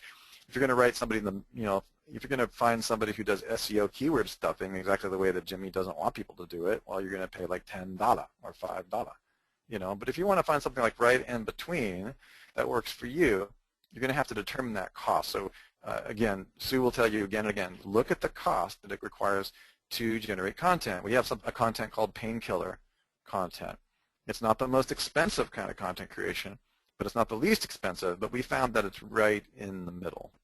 Okay, painkiller article creation, where you just quickly write, you know, the 3 things about or 5 things to avoid, and the better you get at creating the painkiller article method, the higher the conversion is so high on those and the cost low enough that that's what we have found is the sweet spot for content creation. Okay, we talk about this a lot in our various kind of methods and systems. So that's the sweet spot for content to cost creation is what we call the painkiller article method. Yeah. And of course the Painfinder software that Sue was showing you here, we designed to get you rolling on that stuff. Now, it doesn't pick up great questions for necessarily every topic. If you're too specific, like Jimmy was showing you, if something is super specific, Jimmy, I think it was, what was that topic you were doing, was ninja or something? Like the mixed martial arts. Yeah, for example, you could type in mixed martial arts and get really specific questions around that, but if you did martial arts, you get broader questions. And then these questions can be spoken to, you just do a quick overview and you look at the painkiller article method is just really, okay, 3 things to avoid when finding a local dentist or when changing a bursting pipe, or these articles, what we call the painkiller article method, is so popular that how to, what's that site? Is it ehow.com? Ehow, yeah. That's the only kind, I mean, significant number of their articles, if you guys look at those on ehow, significant number of those articles are 2 things to avoid, or 4 reasons why you should freak out about, or 3 easy ways to, the reason, if you look at ehow, the reason they do those is they convert folks. They work, and they're not super expensive to write. eHow hires work-at-home moms. They're owned by, I always forget this company. It's a $1 billion company. This $1 billion company is hiring work-at-home moms to write 5 questions about or 3 things about. If you follow Jimmy and Sue's rules about not over-optimizing within the content, and you just talk to people, like, you know, give them some helpful tips, you'll get the conversion factor and the SEO integration. So what are we looking at here? Oh, this is the, you're just looking at some of the questions. I'm just looking at some of the questions because one of the things that I like to do is find the stuff in Painfinder and click through and just curate some of the information off of those pages there. You can do the same thing with Google Alerts. Any kind of a place where you can get fresh ideas, and it helps to just, you know, get your content out there faster. It still does not make writing for 5 blogs a day a simple thing to do. Yeah, it doesn't really come to the core of that question. However, can I give you guys just a little bit of a tip here of how I once managed 5 blogs that required 5 unique video posts per day. Okay, well, they assigned, in one of the companies, they assigned a spokesperson. Like, let's talk about George, or I can't remember which one of you it was, if you have access to the expert, and Sue and I have done this, the expert can simply do a video broadcast. You just capture them, and you simply, transcribe like even 2 or 3 paragraphs of what they said. So let's say let's say you have a site on plumbing. If there's a real common problem, a lot of the times experts already know what the pain is. You can throw a few questions like research in Pain Finder, and the more knowledgeable the expert is on the pain in that market, the more easily they can just off the cuff, and you say, hey, you got 5 minutes, talk about this problem and how you solve it. What happens is people end up hiring that person, or because that person has given some advice. You guys have seen this before, right? That is the fastest way to get content that I have found. It's called broadcasting, or basically expert broadcasting. And that's as cheap. If I had a gun to my head to answer that person's question, and I had to create content, what Sue has taught me to do is toggle down the amount of articles per week. So obviously if you've got 10, and you've got 10 blogs, and you've got a certain amount of articles you've got to write, there's no way you're going to be able to do one of those every day or necessarily even every week. We've worked with clients with that. So remember that even the fastest content production for a money site, just keep it in something that's really manageable. And even if you have only one a month, that's better than nothing. And that's a really important thing to understand. Just because frequency of publish is really important doesn't mean that you should overreach and plan content for yourself that's untenable. True, but I have to say, if you do at least a couple a week, you're going to get a lot better results than just one. It is true. So, but that's that sweet spot, right? Yeah. I'm just saying, to answer his question, he's saying, I've got 10 blogs. Right. You're telling him to do like 2 a week. I mean, he makes a good point. Unless he's assigned somebody. I mean, we've worked with large organizations. Sue and I have worked with companies that have subject matter experts in every department, right? Remember that, Sue? Like the stove, the wood stove department, and then there's the gal over there in the anti-mosquito department. We've got an expert speaking about the mosquito killing machine, and then we've got an expert speaking about this kind of wood stove. Now, in that is for an organization that could really handle that, and their revenue was enough that they could actually broadcast like that. So I think that the questioner asks an excellent point, which speaks to the rule, which is, what are you selling? What's the revenue? And how much is it going to cost? In other words, what's your business model? And scale yourself in that sweet spot. I agree with Sue. If I had, rather than focus on a ton of blogs where you're trying to come up with content every time, if I didn't have a clear idea, I would focus on the one that was the most profitable. And only one of those blogs was profitable. I had 5 blogs.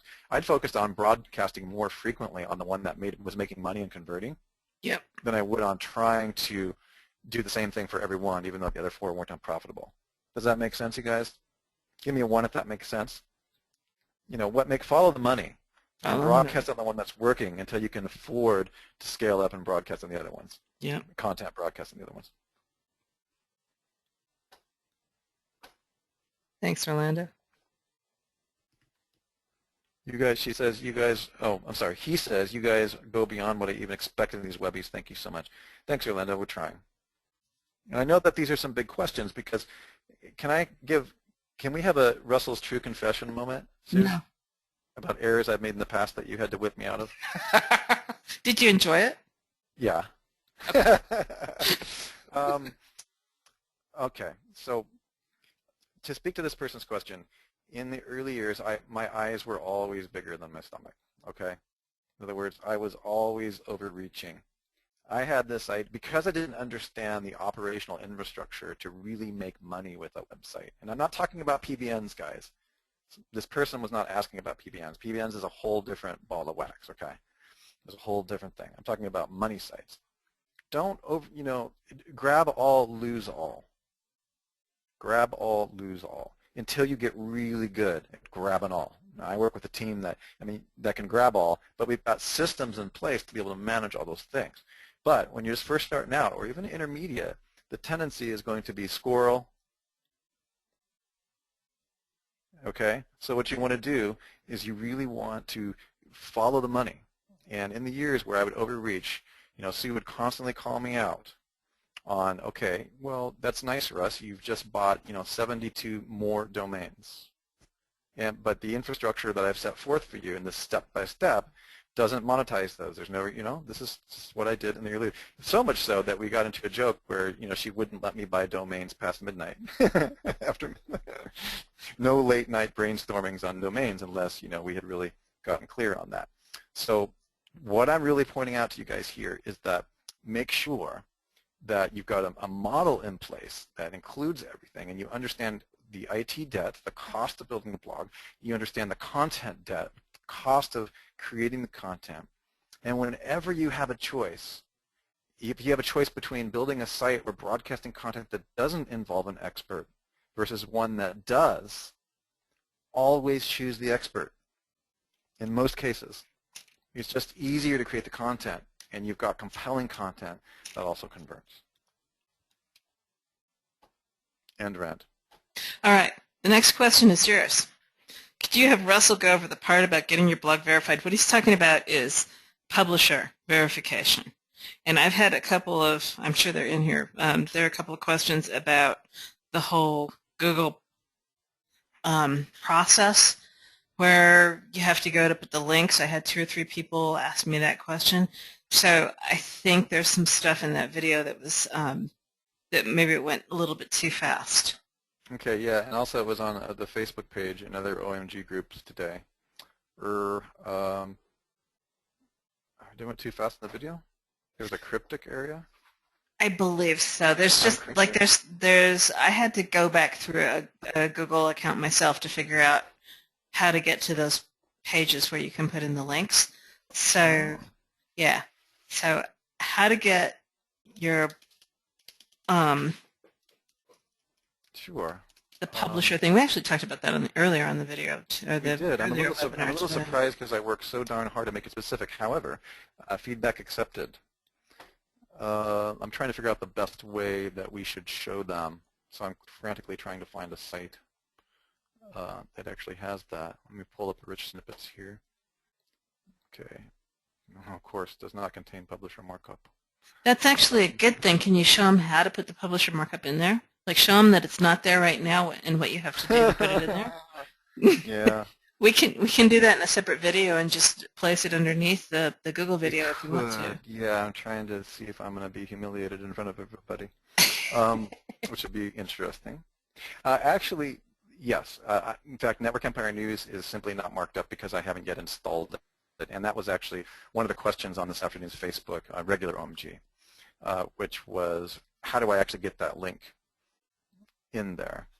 So yes, how about I create a video, or first and foremost, everybody knows that you immediately get verified, publisher verified as soon as you submit to Webmaster Tools, right?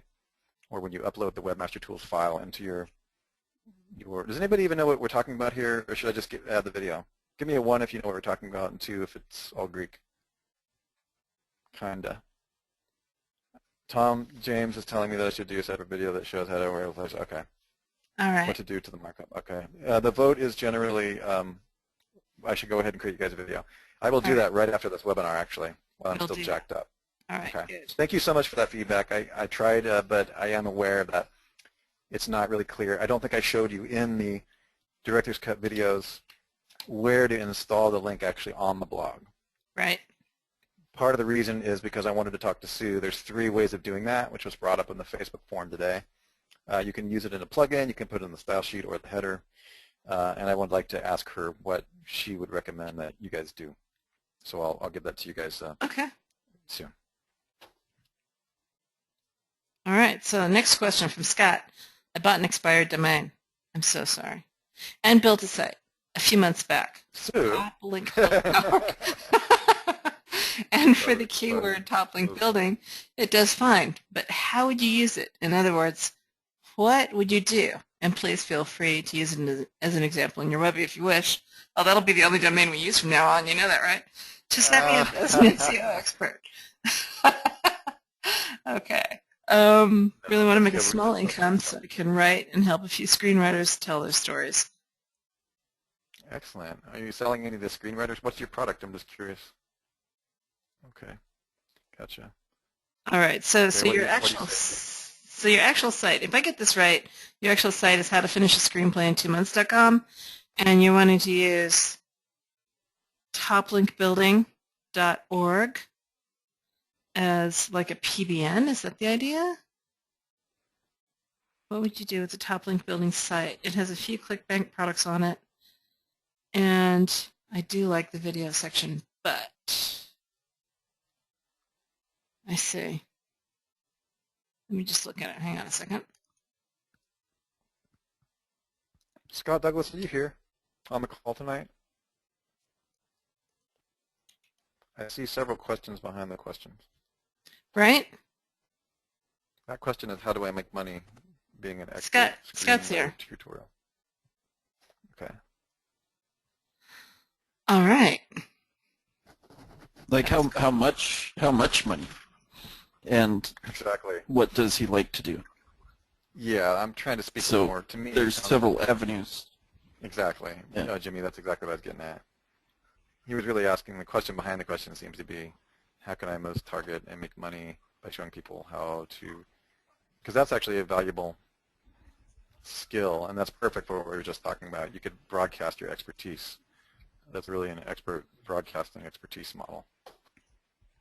Not that, but I couldn't really quite understand the question if he was saying that he wants to be an SEO agency, or were they being sarcastic? I kind of missed that. I wasn't sure if he was being sarcastic. Yeah, Scott, CS, so I can answer you seriously, because if you're actually an SEO agency, or if you're actually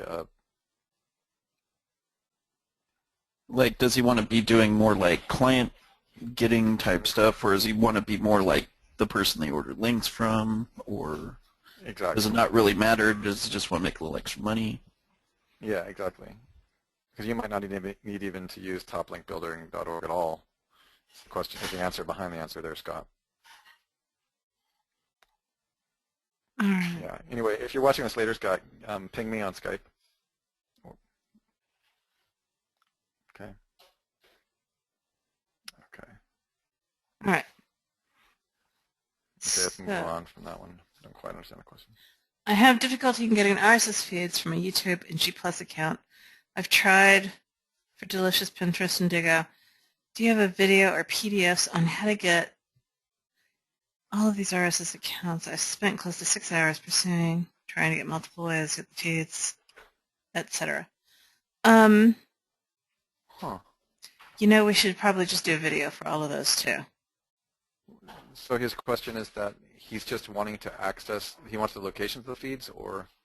Yeah, so he's having difficulty getting the RSS feeds for YouTube and G+. And okay. Each one of them's in a different place, and I think we have all of that in the wiki. We have a file in our wiki of most of them. I am missing the Facebook one, but we do have, maybe that should be a task to give everybody locations. Yeah, you guys want a giant location of RSS feeds? Give me a 1 or 2 that you couldn't be bothered.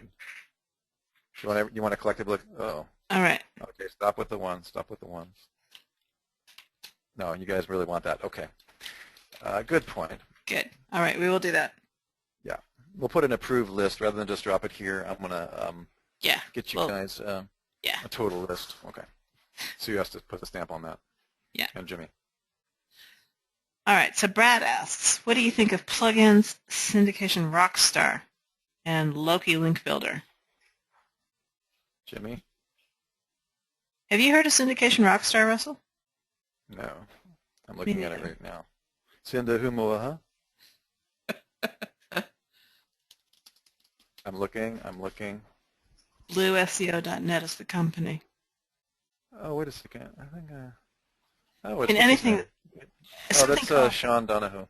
Something called Loki Link Building. Sounds like something I would stay away from, just knowing who Loki is. That's Sean Donahoe. Sean has published our material and linked to us on his blog. He's spoken about us. He created PingFresh. Oh, okay. Several other software programs. All of his ideas are not terrible.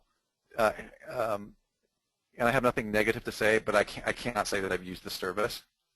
So is that enough of an answer? Sure. Okay. Good. I'll just leave it. Melanie asks, do you use something like Hide My WP for plugin security? Typically, no. I don't tend to have plugins that I'm really looking to hide. Okay. And with some of those applications, they do funky things. Like some of them just, some of them are pretty innocuous, but some of them actually go in and change URL strings, and the ones that do stuff more like that can really make your blog unstable. So just a word of wisdom there. Yeah. Oh, so you want us to cover our tools? It's the third time he's asked. Mario just will not leave us alone. All right. Please, Mario, don't make us sell our tools. We're trying to give you guys techniques and methods. No.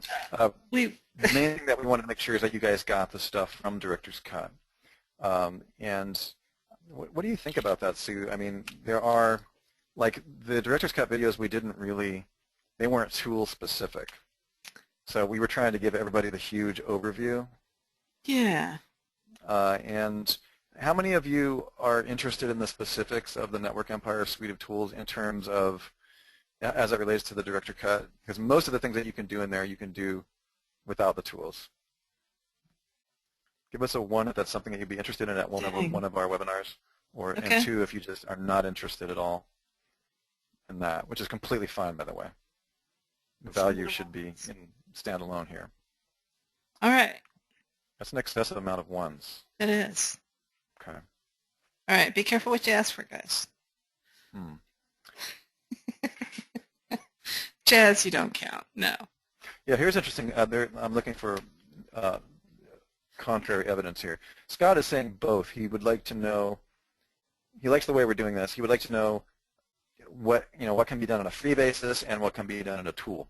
And that gives a lot of flexibility. That's really what we're trying to do, you guys, is that we want to make sure that, because we know that you're all in different, we've all been there. Every single person on our team has struggled and been in the beginning phases. Some of you on this call are in the advanced phases. That's, again, the diversity. So we really want to make sure that you know your options. It's one of the reasons that we get so much into feeds, because feeds is a low-cost way of really acting as a force multiplier for domain authority stacking. Would you agree with that, Jimmy, that RSS feeds gives you a leverage? Yes, absolutely it does. Awesome. For sure. Sweet. Okay. So Mario's actually looking for you. Mario's looking more for a demo. Okay. Yeah. Okay, good. I got you, Mario. I understand. Okay. All right. Excellent. Let me just make a note, because I'll forget. So can I get some feedback from the audience? We've been on 2 hours now. Would you like us to continue for a few more minutes, or should we pick up where we left off in upcoming events? What kind of time frame? Give us a 1 if you'd like us to continue, a 2 if 2 hours is pretty much enough for you guys. Both answers are acceptable. We're getting both answers, interestingly Shelley's enough. getting tired. Yeah. Good on you, Shelley. Okay, it's about, I'd say, what do you think, half and half, Sue? Yeah, it's about 50-50. And I also want to congratulate each and every one of you and say how pleased I am. You guys have given a lot of attention to this. I realize that this can be brain damage. This is really heavy-duty stuff. And so I'm thinking that maybe 2-hour segments is pretty good, Sue, me personally. Yeah, me too. Okay. And I know you're actually, both you and Jimmy are exhausted. Jimmy has had an all-nighter, and you did. I was up pretty late as well. So is there a way we can make a marker on this list and just keep carrying through? Yep. Absolutely. Okay. All right, you guys. Really, really excited about where this is going. We'll take all of your efforts. We'll be accountable to you for the 2 items you requested. You are asking for a list of the RSS feeds. Okay. List of the RSS feeds. I've got that written down here, Sue. Yep. Of RSS feeds. And there was another one in there that was really important. I've got them splatted, so I'll got come them. back in. Yeah. All right, so we're going to be able to help you with, and you guys also want the verified publisher information, and you put me on the spot, which probably means I should get off my butt and actually get Network Empire News verified. we had a theme change, and I lost that link, so we'll show you that, guys. And then Mario is once again jumping in there. You're persistent, Mario. You might get what you ask for.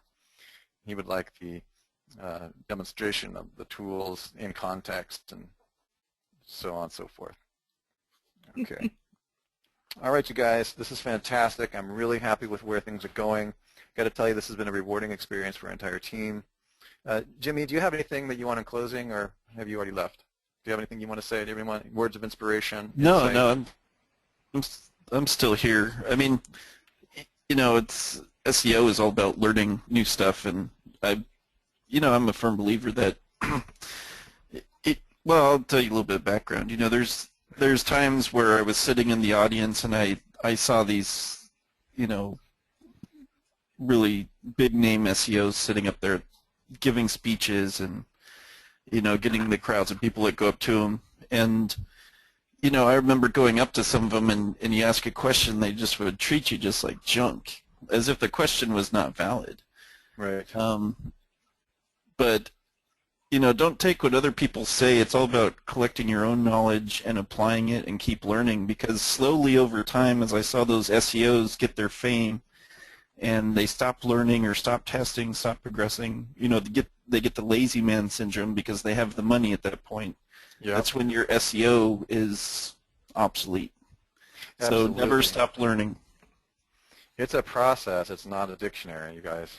And this is what makes this business so crazy. And, you know, it's really exhausting, which is why you need a team. I mean, without a team to keep generating new ideas and minds surrounding me that are way smarter than me at data analysis, really does require it. And, you know, people are saying, yeah, it changes every day, so glad to have a team. I mean, that's a huge significant part about having these types of masterminds that we're having here, and these, just to, you know, so that you guys know that you're not crazy. Like, sometimes it looks like people make it look easy.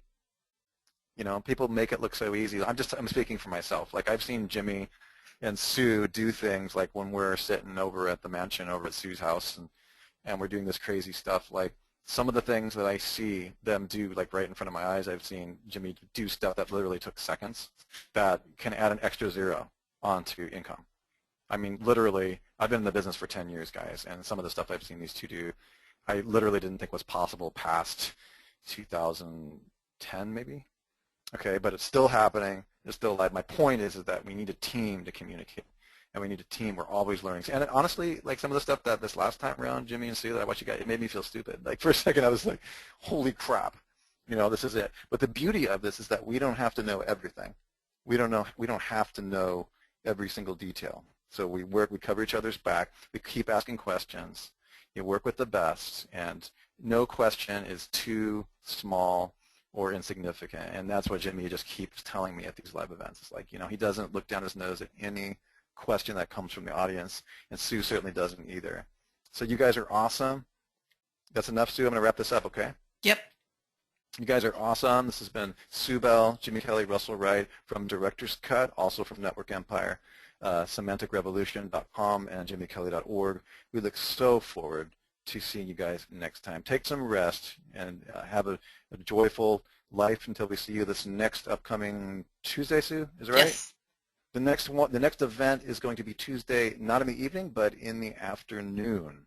Correct. And again, the replay will be available, I believe. It's posted in the Director's Cut. We'll make sure that all of you get that information. You guys are awesome. City on the Hill. We'll see all of you on the inside.